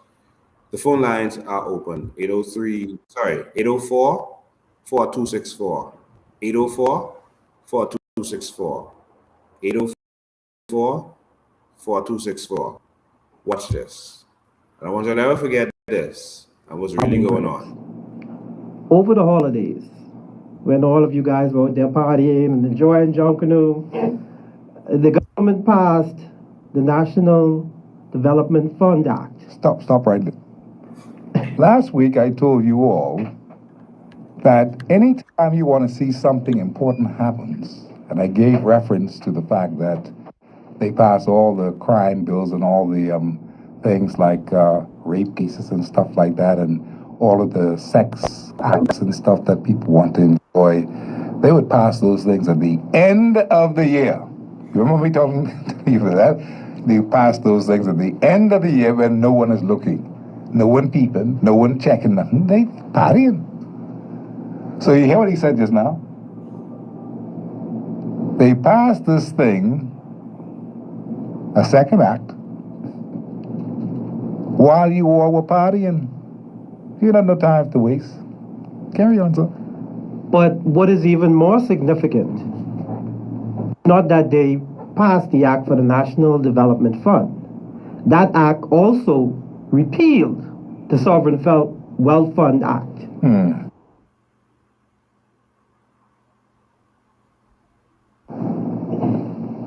So they repealed the Sovereign Wealth Fund Act and instituted this national development that the Prime Minister himself and the Minister of Finance, who happen to be the same person, has complete autonomy in terms of decision making. And that's something. Now, these acts separately by themselves doesn't constitute the big picture. But when you take a look at these acts in tandem, the big picture emerge. And so you ask the question, what's going on? If the Bahamas had decided to go to the mandatory side of the market, the UN had certain protocols in place. One of those protocols is that the government of the Bahamas would have to set up a sovereign wealth fund, and more than 60% of the proceeds from the carbon credits would have to go into that sovereign wealth fund and be dispersed to the citizens of the country. See, now that's the big catch. Do you understand? You understand that that big catch means then that because they've done away with the Sovereign Wealth Fund, there is no 60% to put into the Sovereign Wealth Fund. You follow? And so the Sovereign Wealth Fund is no longer. Carry on. And there are a couple of things that happened prior to that. That has to do with FTX. But we're going to get to that a little bit later on in the show because I don't want to get that really conflated with what's going on here. I ran some numbers, and I'm going to throw some conservative numbers at you, very conservative numbers. The first tranche of carbon credits, the initial tranche based on Mr. Ferguson, who has been appointed to the management company, who's in charge of the management company. The initial tranche, according to him, would be $9 million. 9 million units of carbon credits, which is about just under $800 million if you go to the mandatory side of the market. Now, the total valuation for the mangrove swamps in the Bahamas is close to 100 million units of carbon credits. So you're talking about just over $8 billion annually. And so 60% of that going into a sovereign wealth fund means that every single citizen of the country over the age of 18 would receive a sovereign wealth payment monthly of between $3,000 and $3,500 monthly. And on an annual level, it would be between $36,000 and $42,000.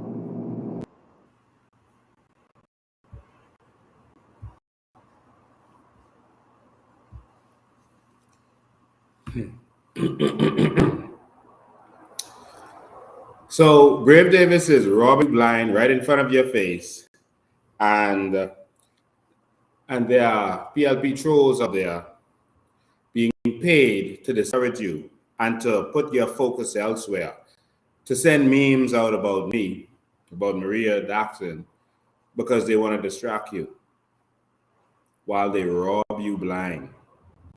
Now, you can go and listen to them, Listen. Go listen to them. They get their little contract. They get their little contract to do in front of the road, their little, $2,000-$3,000 contract. And they will sing for their supper for that. They getting their $2,000-$3,000, and they preventing you from getting yours.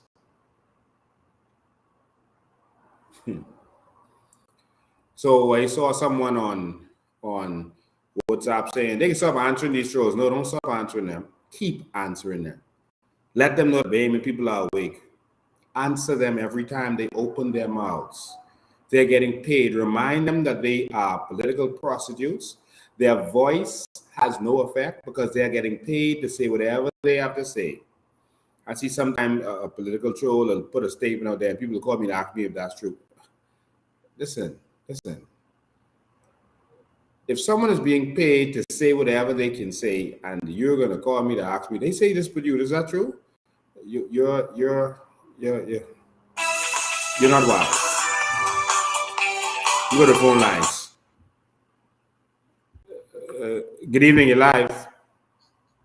Good night, President Bain. How you doing? President Bain, I was pretty good. I was the person to your left holding that pink sign close to the road on the bleacher standing up. Thank you, man. And you're welcome, man. Even when you guys told me thank you. Everyone was out there. They want their money, PLP and FM. The Bahamian people want their money. They want their $42,000. They want their $3,500 a month. They want to stop y'all to stop this illegal thing. How is Brave going to tell the people he don't want to give the people back their money? We got 400,000 citizens in this country, and everybody want their money. Everybody want their $3,500. What do you think they're going to do in this debate? Well, we got to stand up and take it. Brave Davis took it from us. He's famous for taking things from people, but he took from the whole Bahamian community now, the whole country. Bahamas, that's 400,000 people he take money from. He take money from our kids, our grandparents, our parents. I have family members who really can't hold a job, but they know just how to hold their $42,000 or their carbon credits. Yeah. All Brave Davis and the PLP willing to do is give them a pocket full of mental pills and none of their carbon credit. Wow. These PLPs like Fred Mitchell, they think they own the Bahamas. Yeah. They don't wait for us. Yeah. They own the Bahamas. They're in Parliament, Bahamas. They making headways for their kids, their grandkids, and their great grandkids. There was someone I heard, to my shock, I just learned Brent Simnet was granting 35 citizenships every 2 weeks. Yes. When I did the maths, I think that's 910 people got their citizenship. I don't know which descent. And Bahamas, what they're doing, they're trying to create a country within a country. Pakistan and India used to be one country, Bahamas. The British separated people on their religion. And then after a while, when they left, they decided to divide that country into Pakistan and India. The foreigners, they will always have their blood first, whether it's Haitian, whether it's Philippine, whether it's Jamaican. And the way they're having births in the hospital, they'll be in the government sooner or later. On another topic, President Bain, that blood drive, a marathon in the mall, did any illegals go there to donate blood, or was that just Bahamians using it? I don't know. I have no idea. I don't have a problem with blood drives, but I also think that the government should be paying people for their blood. Hospitals should be paying people who donate blood. That's how they do it in civilized country in England, America, Canada. When you go and give your blood, you should be paid for your blood because it has value and because they are going to sell that blood to the patient. All right? And so if Doctors Hospital does a blood drive, or if your family comes to donate blood, they're going to sell that. There's going to be something on the bill there for that blood that someone gave to them. That's wrong. That's criminal. What's happening? Pay people for the blood. I don't care if it's $50, $100, and you charge the patient because blood is life, is very important. But pay people to give blood, and your blood bank will never be empty. Why can't we have simple solutions? Put a budget together. All right? Take off some of Fred Mitchell caviar money and pay people $50, $100 a time to give blood, whatever it is, and the blood bank will never be empty. Yes, that is true. I agree with you, President Dean. Who wouldn't take $50, $75 to give blood before it's needed? Yeah. Who wouldn't? This is absolute idiocy. People are dying because of lack of vision in this country and no other reason. Thanks for your call, man. All right. So I saw the phone beeping. 804-4264. You can get in now. 804-4264. 804-4264. That is the number to call in. We got a few more minutes, so we're going to be here. 804-4264. Remember, we're going to CARICOM. We're going to let them know how the Bahamian people feel. Good afternoon, you're live. You're live. Mr. President. How you doing? I'm calling from Lucha. Yes. I get bad with my household. Thank you. Thank you. And all those PLP.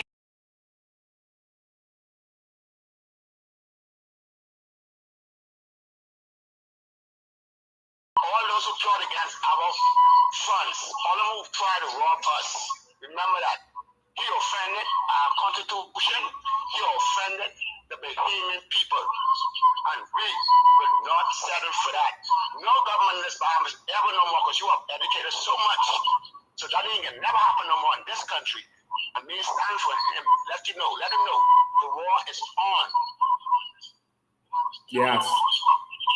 The war is on, and we're ready to fight. All right? So I'm going to be there on the battlefield. Join me.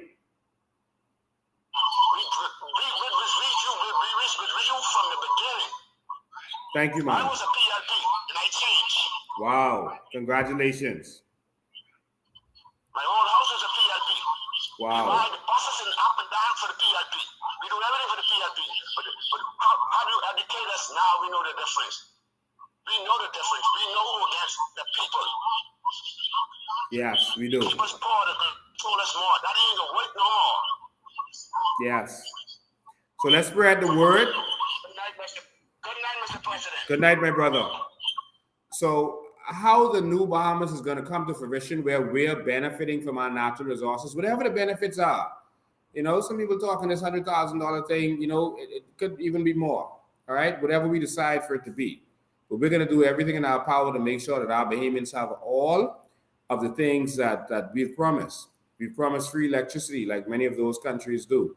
Free electricity. We broke down how we're going to do all of these things. Make sure your family and friends see this. Crop the parts of this that you need. Make sure that you can see all of this. So the first thing that we're going to deliver to you, the first thing is free water. There's a budget of $17 million to make that happen. That's nothing. We can do that. That's less than Brave Davis' travel budget of $86 million for the term. We are going to be able to deliver that to you. They waste more than that. The government found $60 million quickly to go and buy a hotel when they wanted to. So there's a lot of things that we can do that they're just wasting and squandering the money. So $70 million is going to go to water. That's the first thing that we're going to deliver is free water. We're then going to deliver free internet and data. Now, there's a company offering free internet and data, that wants to do it to run a cable through the Bahamas. That's an option.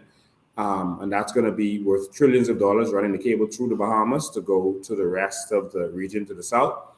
And they would give us free internet, high-speed internet for doing so, to the point where you can take your smart TV with a generator on the beach and I was having a conversation about Graham Redford about this today, and just turn on your TV, your smart TV, and have internet on it, because the internet is just there. And so there's a lot of things that can be done, all right? But we put together a budget for that of $100 million, all right? separate from any company that might want to partner with us. If the company partners with us, it'll be for free. But if we want to subsidize it, and remember, all of these things are only for personal use. Business use, businesses are going to pay, including your business, all right? So it's not like no one is going to pay for internet anymore. Businesses will pay, all right? So we deliver those things.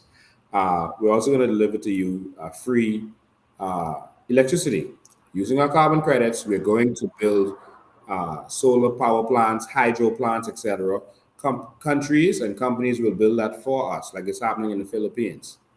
It's only not happening here because of the advantage that Focal and the PLP and F&M has, because they sell oil and then the parts for those big generators, the corrupt contracts that go out with reference to them, and that's why they want to keep it the way it is. But we are going to deliver that using the carbon credits to be able to get solar power plants. We're also going to build more capacity than we need. And so not only will we get free electricity, but we will be able to sell free electricity to our neighbors. We've gone through that over and over with you and how exactly we're going to do it. Running a cable to South Florida, running a cable to several parts of Cuba, Jamaica, and to Haiti and the Dominican Republic, all right? And also to Turks and Caicos on a smaller level. Australia is doing that right now with Singapore. Australia has run a cable 4,000 kilometers to Singapore, and they're selling free electricity from the sun to them. And so that's what we're going to do. Healthcare is going to be free. Just like in Dubai, healthcare is going to be free. And so the budget for that is $500 million. And that's to ensure you. But we're eventually going to build our infrastructure and staff it out and give you free healthcare. That's what we are going to do. And we're going to do it. You're not getting anything necessarily free. You know, they're using the word free, but it's yours. We're finding a way to pay you. We're finding ways to pay you for using your natural resources. We are going to use the natural resources of this country. You own it, and so you should benefit from it. And so that's why we're doing what we're doing. We hope everyone understands that. We can't have this new Bahamas, and you got to wake up. And to the oligarchs, don't be afraid. You're going to have more people to be able to shop with you. Don't be afraid. You're going to be even more wealthy. Don't be afraid. For the politicians who are worried, like Brave Davis, who's concerned that you won't be able to control the people anymore, because, you know, he's worried about control. That's why he bought out the media, and that's why they like to put up barricades. That's why, you know, Brave is a coward. And that's why he wants to have more police around him. He's the first prime minister to have all those police around him to walk into the House of Assembly. That has never happened before. Even ministers would walk through the people. Ingram would walk through his people. That has never happened before. And it ironically happened with a man who self-styled his name Brave.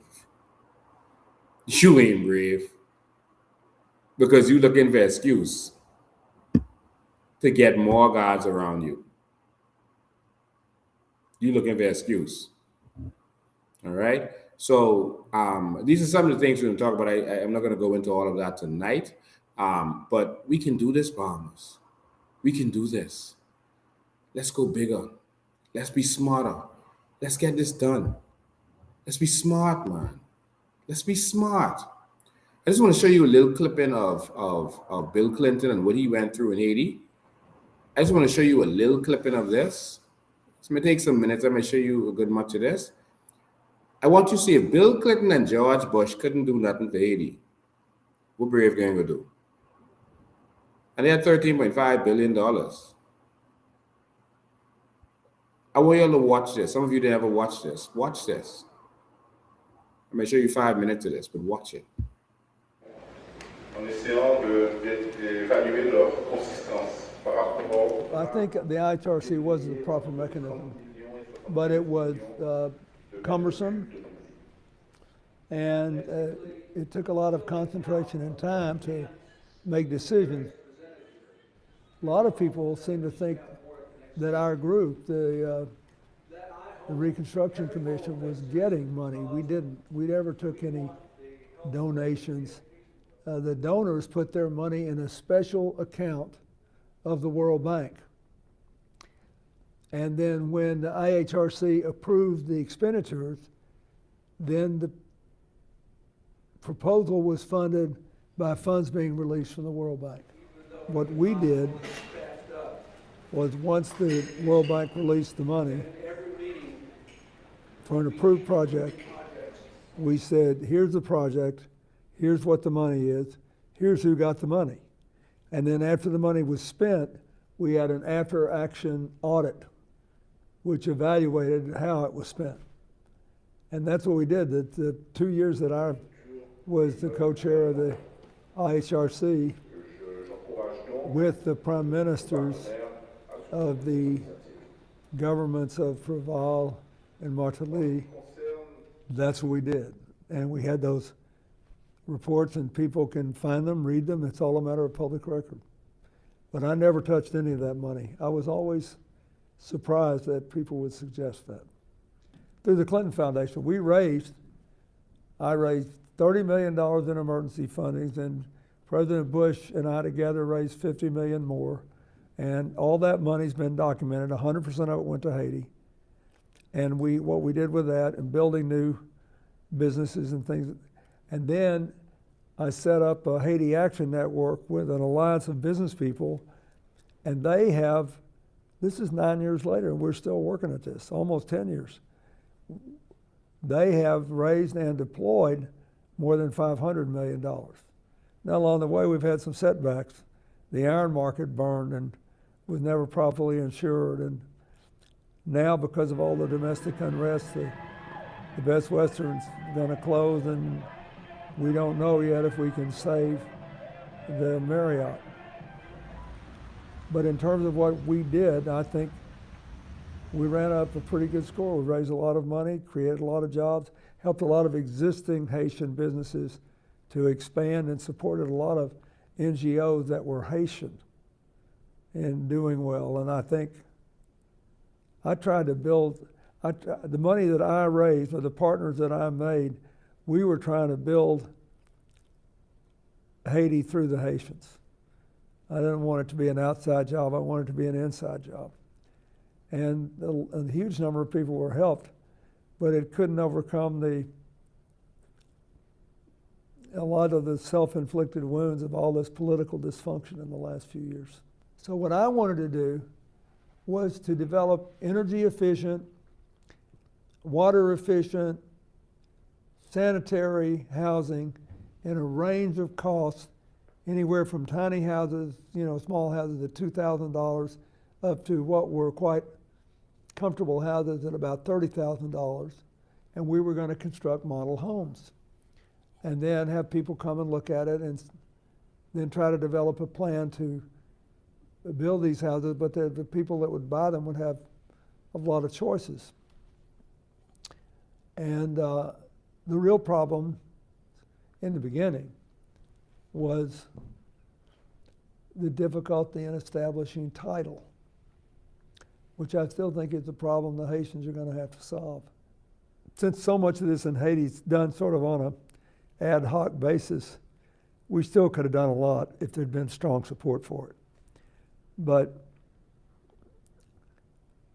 it may be that I overestimated what I thought would be the likelihood.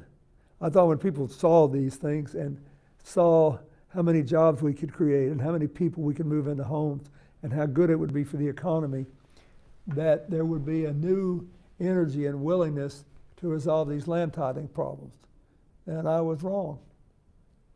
And that's the one thing I feel bad. I feel so bad about that, because I worked so hard on it, and I was determined that it would be corruption-free, that it would all be over and above board. All these people who were selected, I think there were about 60 finalists, weren't there?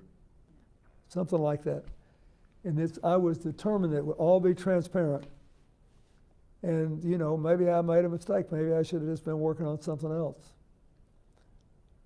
I still believe that if you're going to build a modern society, you have to have a land titling system. The thing that I would like people to know about Haiti is that there's a fundamental goodness and energy about the people, and an almost unlimited capacity, and they've been worked over for 200 years by outsiders, and then by their own people who got a hold of political power and used it very often the way outsiders had. And I don't think that this country will ever realize its full potential until it builds systems that bring everybody together and make good decisions in an open and honest way. I think, but I'd do it again tomorrow. Even with all the false charges that were raised about me and all that, I just love the place. I like the people, and I also can't stand to see unfulfilled potential. And I do believe that a lot of Haiti's problems historically have come from people outside and inside trying to take advantage of the people and their resources. And I think this is a very important time for us to try to rebuild it. But if you got all these problems down there now, it's impossible. You can't get somebody to go invest in a country where there's nothing but riots and nothing but, it's tough now.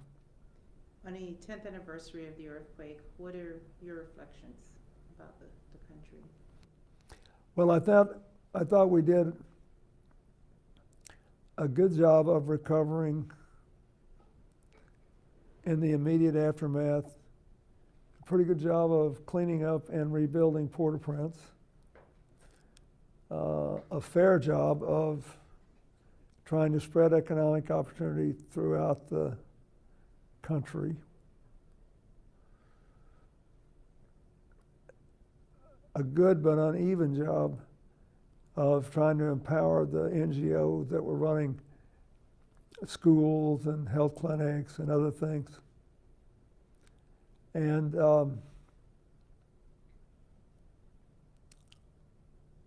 we didn't do very well in eliminating the endemic problems of political and economic practices that just will never do anything but run off investors and break hearts. I mean, there's still too many people who want to take their ride on Haiti's back, and we've got to keep working. When Hillary and I went to Haiti on a delayed honeymoon in 1975, I fell in love with the place. I've always liked the people. I found many of them that I admire. I've always thought that it was crippled by a political system less worthy than the best of its people. And sooner or later, you look at what's going on now, the country will rise or fall based on its ability to inspire confidence in Haitians and in neighbors and in investors and other people and in themselves. And the kind of problems that we have down there very often involve things that nearly everybody knows shouldn't be done. And the Haitians are highly intelligent people. They know exactly how best to organize things, how best to do things. And I hope we can at least get back to the way we were, back at the, when I first went to work there. I think there's so much you could do in such a short time. It could be lightning fast. But people wear out. They wear out working in a place where there's always one more obstacle. And then people say, you didn't help us enough. Here, let me put this chain on your ankle. And so I think it's a work in progress. We'll have to wait and see what happens. But it's very, very bad now, all this trouble. And it would be a tragedy to let it go because of the people and their history. They've overcome so much.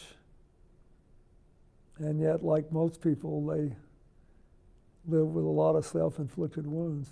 And we just gotta, we're either gonna do better or we're not. I hope we do better.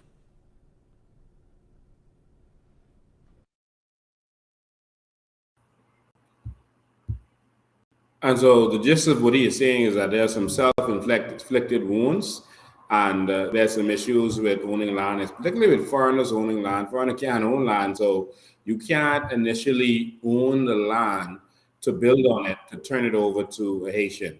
So that causes some problem because the foreigner can't own land. And there are some other issues there with their titling system.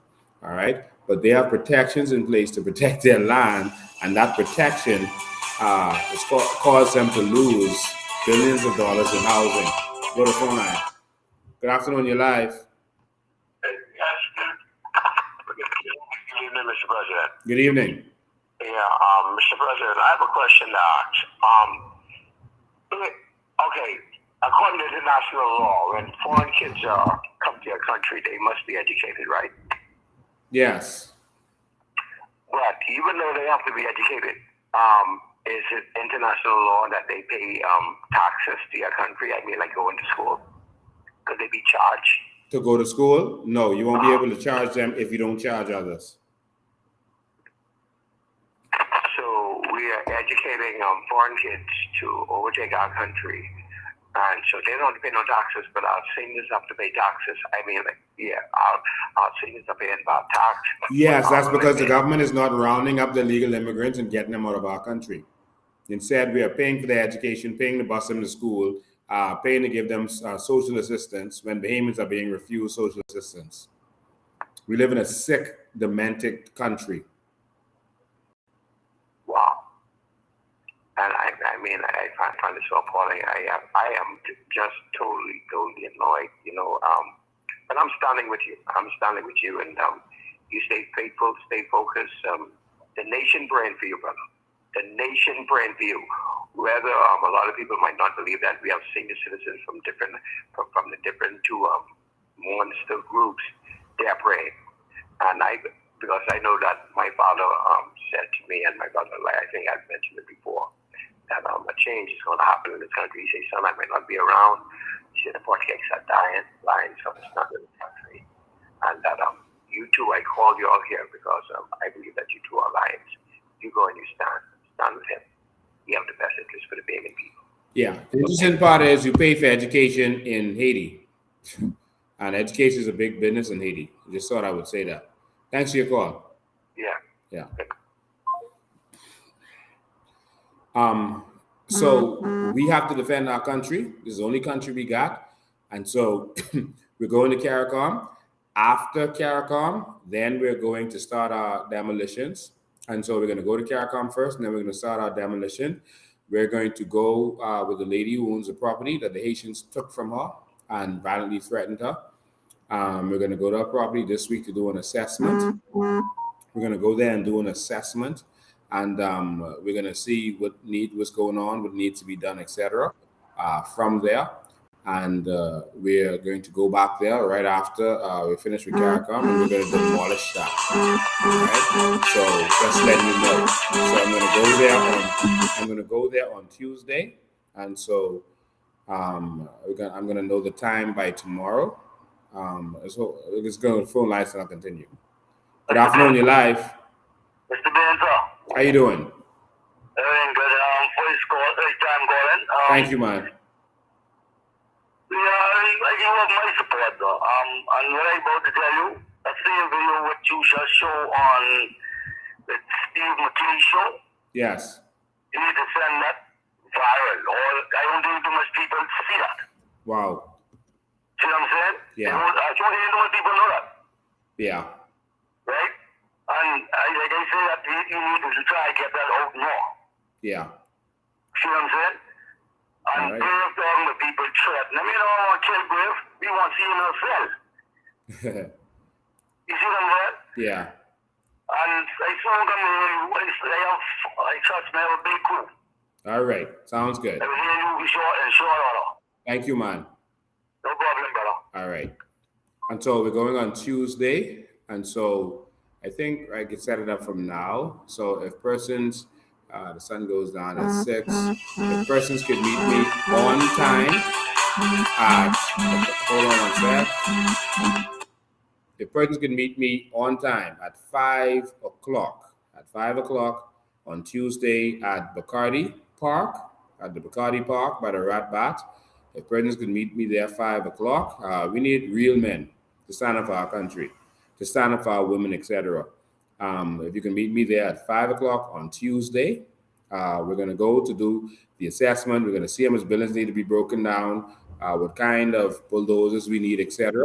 And then we're going to come back after CARICOM and we're going to break it down. But we're going to go there to do the assessment. So as many of you who can come, we'd love for you to come. I'll go myself if I have to.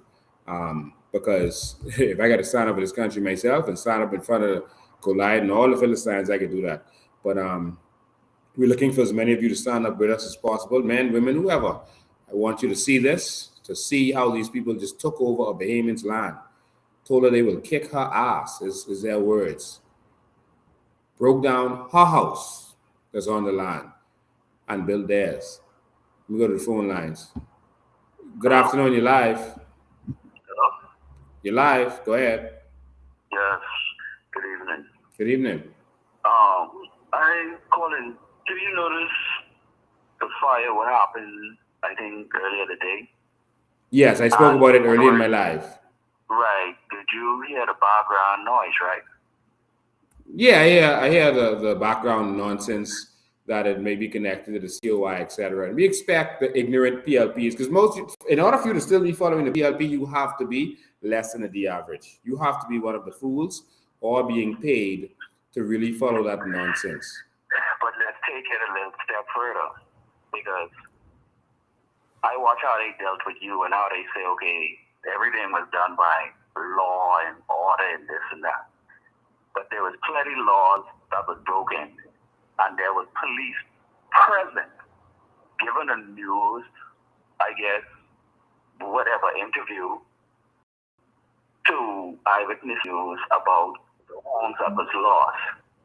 Well, in my personal opinion, it wasn't homes that was lost, because I don't think that's a constituency, right? I'm just asking, is that a constituency? No, it isn't, and that's an illegal development. So I'm asking here another question. That's why I say we are not talking the proper kind of talk. I'm asking because Keith Bell, when he addressed you, he's addressed you as a criminal. And I take offense to that. So now let's reverse, because I can put up the pressure if I have to do that myself.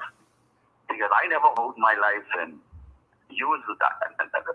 It ain't nothing. I know who I'm voting for this time. But I'm saying when they address you as a criminal, or if they don't use certain manner, they put it in people's head that you're doing wrong. Yeah. I want to make this clear. If that was an illegal establishment, because it's not a constituency, I cannot look up on the map and direct you to where this place is, not unless I say go to this corner or go to this bush. As far as I'm concerned, constituency is beyond a map, right? Follow me. When they was the people that get burned out of there, they get burned out of there because they was not following what house codes and stuff like that. Am I right? Yeah, they said someone left a stove on. The PLP is saying that I burned it down. No, it's fine what they saying about you, because again, they're addressing you as a criminal. This is where I take issues at. I'm asking you, regardless, okay, let's just say I have a home and my house catch a fire. And somebody can call and say, okay, come to Drake Avenue, house number 4 or 5. My house is made out of bricks. I have a firewall in my house. Even if I rent on my next side, the fire will be contained. Am I supposed to talk in sense, yes or no? Sense. Okay, now here's where I'm going with this. If a fire truck and ambulance and all of these places get diverted to an illegal gathering, what I call that, like what they said to you, an illegal gathering, they got pointed out to a place that was burned down and the police went there. Here's my biggest thing. How come there was no immigration officers? How come it wasn't no, I'm not listening to, I lost my pay, because if you focus on something you could get back, then I still think that's a crime scene. Regardless of how the human factor would say, you see how the users get consumed? It's a crime scene. Because I'm saying you have lawbreakers here, but you have the law representing the lawbreakers. And then here's what really choked me out. They say our tax taxpayers' money is coming to them to see what they could do to the lawbreakers. Could somebody in the Bahamas make me understand how do that make sense? Because if you want a piece of land and you construct something, that is considered illegal, right? So we have a lot of illegal things going on there. I'm only asking you. You had a lot of illegal things going on after there.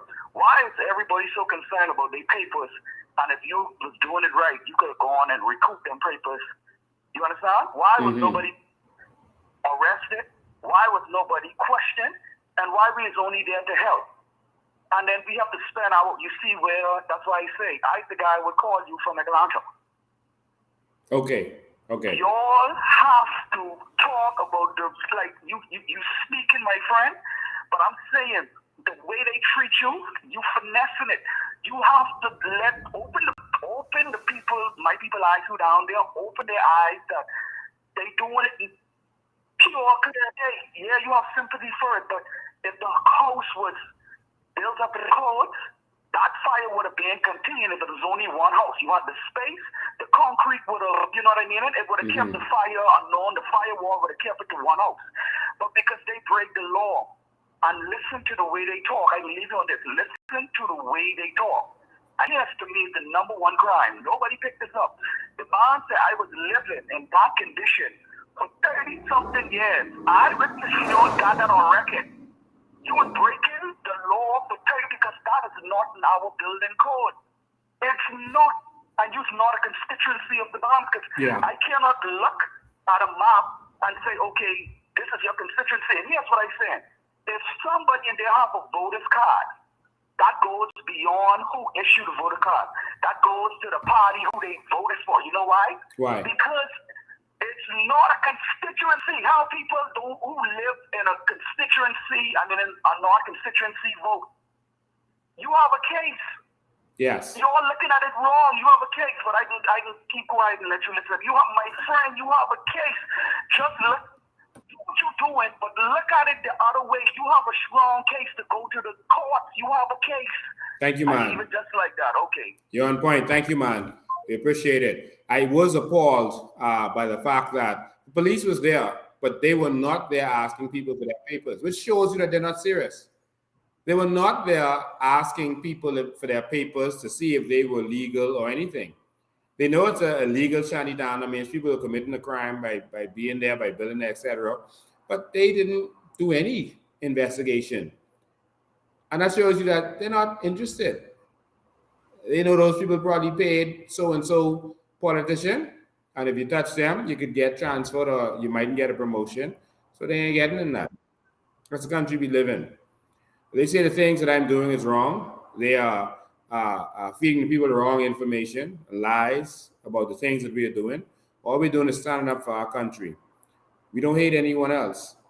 We just love ourselves. I love this Bahamas. And I love my Bahamian people. I love my Bahamian people.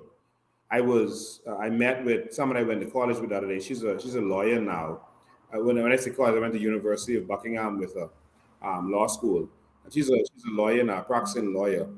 And she was one who contributed to helping the government put together that VAT thing. And she worked at a financial company also. So she's very prominent. And she reminded me of something I didn't remember. And that was, they had a Bahamian organization there at Buckingham University, and they were having a banquet in order to raise money, etc. And the majority of the students, almost all of them, couldn't afford to pay for a banquet. And, this after they planned it, everyone planned it, it was gung-ho, and they couldn't afford to pay for the ticket to go to the banquet. And she was like, well, if you can't pay, you can't come, and that's it, and that's all. And she was the president, and she was like, well, too bad. She doesn't care. They just can't come. And she reminded me that I said, no. These are Bahamian people. And they're in college. They're far away from home. And it's rough. And I told her that I would pay for every single soul to attend that banquet that was a fundraiser to put together. And this is when I just come to the school. And she said, that changed her whole mindset. She said that inspired her, not because I gave them money, but because I cared for those people. I care about my Bahamian people. When I went to college in Florida, at Florida Memorial College, we put some things in place to benefit our people. I remember a lot of students couldn't afford to be there. And I remember going in the bathroom and laying on the floor and praying to God to give me the opportunity to fight for my people, to help them. Just give them something to help them. And I was just kind of the police force. I had no money to give to nobody or nothing like that then. It was different when I went to school because I was a businessman when I went to law school. But we were able to put together businesses. We were able to get persons hired, get scholarships for persons in that school. We were able to get an endowment fund, giving Marxists an endowment fund that they should have had access to, but they wasn't getting access to. And this is the kind of stuff I've been doing. And, people will always talk about negative about you, but they wouldn't know about the good. They won't spread the good. They'll keep that quiet because they just want to attack you. And I did it because I love my people. And so some people might think that I don't do things the way they would do it, that I take a strong stance and that the things I'm doing it wrong. But I'm doing it because I love my nation. And that's the only reason I'm doing this stuff. I'm doing it because I love my Bahamian people. It's simple as that. This is not a new thing for me. I've been fighting for the Bahamian people for over 20 years. I've been giving back to the Bahamian people for over 20 years. When I started making money as a businessman, I started giving back. I started giving people money to open businesses. One person I gave over $500,000 to open a business. One young person. I did that because our people could not get business loans at the time. And I wanted to give back and help my people. And this is some of the stuff that I've done and been doing. And so what they think I'm doing is wrong, then so be it. I want to say this to all of my Bahamian people. If loving you is wrong, I don't want to be right. If being right means being without you, I'd rather live a wrongdoing life. Mommy and daddy and the politician say it's a shame. It's a downright disgrace what I'm doing. But as long as I got you by my side, I don't care what them people say. If loving you is wrong, I don't want to be right. I'm fighting for my country. I'm fighting for my people. And who don't like it, go to some other country and live. In the meantime, I will be fighting for my people. All right? So let's come out to CARICOM on the 15th and let's show Brave the real wave. Let's show him how serious we are. Let's show him that we are ready for change in this country. And lastly, I want to say, this is a little update. I had a gentleman on this show, and he was talking about his experience with Glennisana Martin. And I've been able to do some investigations since then and look into a few things. And based on what I'm seeing, Glennisana Martin had turned over, even before he came on the show, the file to another lawyer. And he was still going after her as if she still had something for him. And she says that she turned everything over to another lawyer and that she is not guilty of the things that he was saying. All right.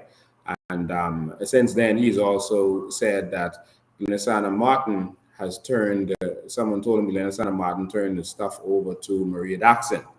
And he, went to her office and went after her and was saying Glennisana Martin gave the paperwork to you. He may have been mistaken because Glennis gave it to another lawyer he went to. So I don't know what that is, but I just wanted to update you that I cannot confirm the things he's saying based on information that I'm getting. And I just wanted to come back to you and update you on that and let you know that as far as I know, Glennisana Martin turned it over as far as she's saying. And so as far as I'm concerned on that one, she's vindicated. I will never stand on the side of wrong. I don't see where his information as it relates to Glennis lines up. And so I just want to leave it like that. All right. So for Glennis, you turn what you had to do. You turn what you had to turn over, and keep doing what you're doing and moving on from that. And for that gentleman, we pray that you get your justice. And if we can help you in any way, we are glad to do so. But you need to go to the lawyer you had previously that Glennis Adam Martin said she turned the stuff over to. And it's simple as that. All right. So that's it. So want to move on. Ladies and gentlemen, we are going to CARICOM. We are going to let the world know what's happening in this Bahamas. Our land is being taken from us. Our land is being ripped from us by illegal invaders, by criminals who land here illegally.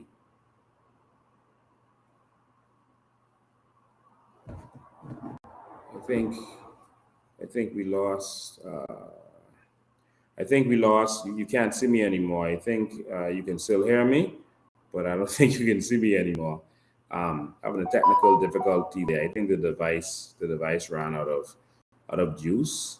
So just give me a second to get juice back to this device so we can get back up. So just give me 1 second. I'll get that back up for you very quickly. Very quickly. In the meantime, I'm just going to play a video to remind you of where we are and where we should be. I don't know how you did this in 50 years. You look at history. Who does this? Show me anybody else that has done this in 50 years. I'm waiting. Show them to me. This wasn't done by money. Money doesn't produce visions. Visions produce money. You've had leadership over here that were visionaries, great visionaries, and their vision was more about the people than the money, because you can't accomplish this in 50 years without loving your people first, because the people are the ones that's benefiting from this. Look at your health care. Look at your road system. Look at your highway system. Look at your airports. Who does this in 50 years? But who benefits? You're going to care about those people. It's something to be learned about what's been done over here that could be duplicated in the world, because there's people with this much money. You just don't have people with this much love for their people.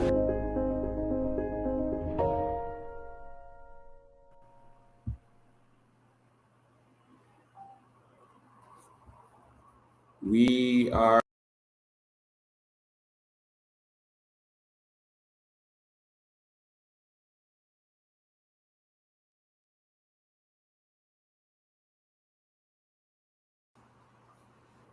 back, ladies and gentlemen. Sorry about those technical difficulties. We got someone on the phone line. Good afternoon, you're live. Hello, good evening, Mr. Bain. Thank you for everything you do for us. But later on Tuesday or yesterday, you did mention something about Mr. Bell. You were bringing something to the table on it. Yes. I actually have full audio of a meeting that Bell had with NIB. That's an hour audio. So what we're trying to do is pluck the relevant stuff from it. And we were trying to investigate some things before we release that. And so by Tuesday, we're going to be able to release that to the Bahamian public, because we wanted to know why Keith Bell, the Minister of Immigration, was meeting on behalf of these people with NIB. And so we were able to do some stuff, and we should have that edited and ready to go by Tuesday. Okay, so thank you very much. Have a good night. All right, thank you too, man. Okay.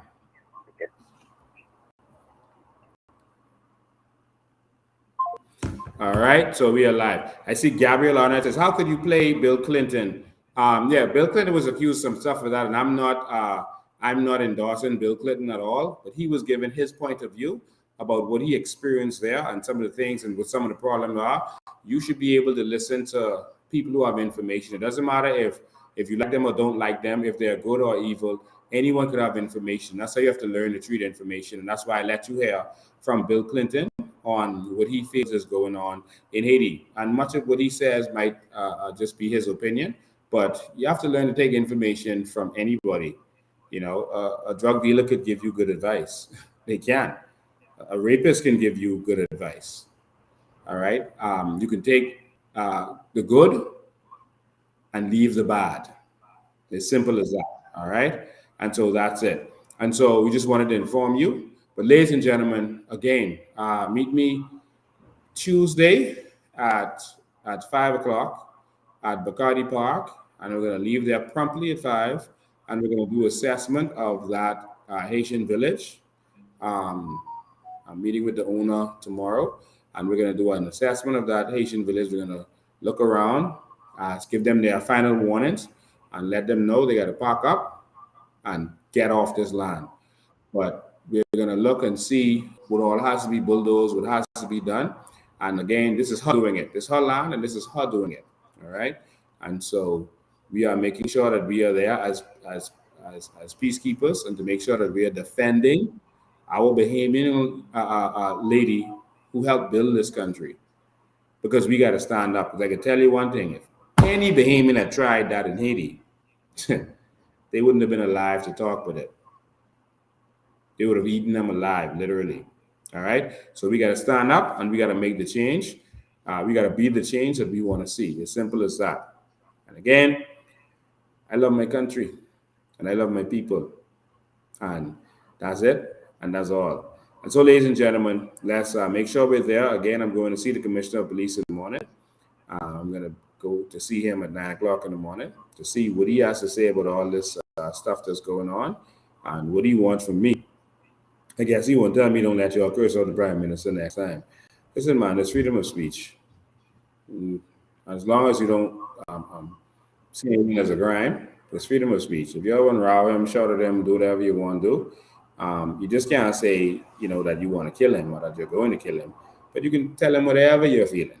That's your right to do so. All right? And as simple as that. Who don't like it? Too bad. When people hurting, they cry out. And you can't tell people how to express what they are feeling. Simple as that. So, ladies and gentlemen, thank all of you all. I know I should have looked at some of the texts and read some of your texts. I'll start doing that more from next time. I normally focus on the phone calls, but I'll start doing that from next time. All right. So I'll see you again on Tuesday, where we're going to go live, and we're going to bring that audio to you so you can know exactly what the government is up to. All right. So thank you so much for that. We got a country to save. Let's do what we have to do. Let's defend this. They're going to paint me as a big bad wolf. I don't mind being vilified to save this country. I don't mind being attacked. I don't mind being threatened to save this country. I don't even mind taking a bullet to save this country. Someone got to do it. Payments, let's stop being soft before it's gone. And they start saying, oh, it's too late. You all wait too long to stand up. Stand up now, please. Calcom, February 15th. Let's stand up. Good night. A lot of people wonder how Dubai became a very big, famous, and rich city. You see, if you're comparing with Nigeria, listen to this. Nigeria has oil before than Dubai. It's a history. They are more rich than us. They have agriculture, they have mining, they have everything, you name it, they have it. Am I right or wrong? When you have a true leadership, which we have nothing, but we have everything because we have the right leadership. That's the only thing you need, a right leader for your country, not corruption. That's what brings your country at the top. You don't need anything. We want water, we don't have agriculture, we don't have mining. That's quite interesting. And that's Sheikh Mohammed. Number one, he doesn't know number two, he needs only number one. He says, I don't know, there's no number two in my book. Only number one. I hear he doesn't ride in a convoy.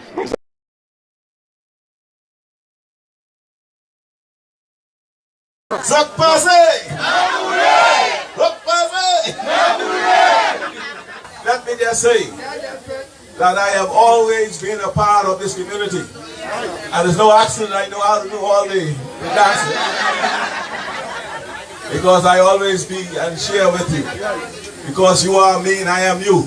Yes, sir. And I'll be here with you always. And those who knew me from the past and know me now, they always knew that I was there and always been there for you. I don't call you all, no, you all are not Haitians, Bahamians. You are Bahamian, and your origin is Haitian.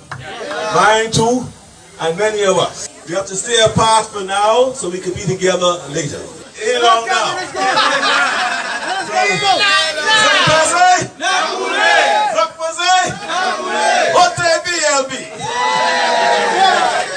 Are you all ready? And I can't let that coward have the last word, but that is the coward prime minister, as you heard the gentleman from Dubai say. The emir of Dubai does not even ride in a convoy. He doesn't have a bunch of big security guards around him. Brave Davis does. He had about 30 police around him, protecting him. What is he afraid of?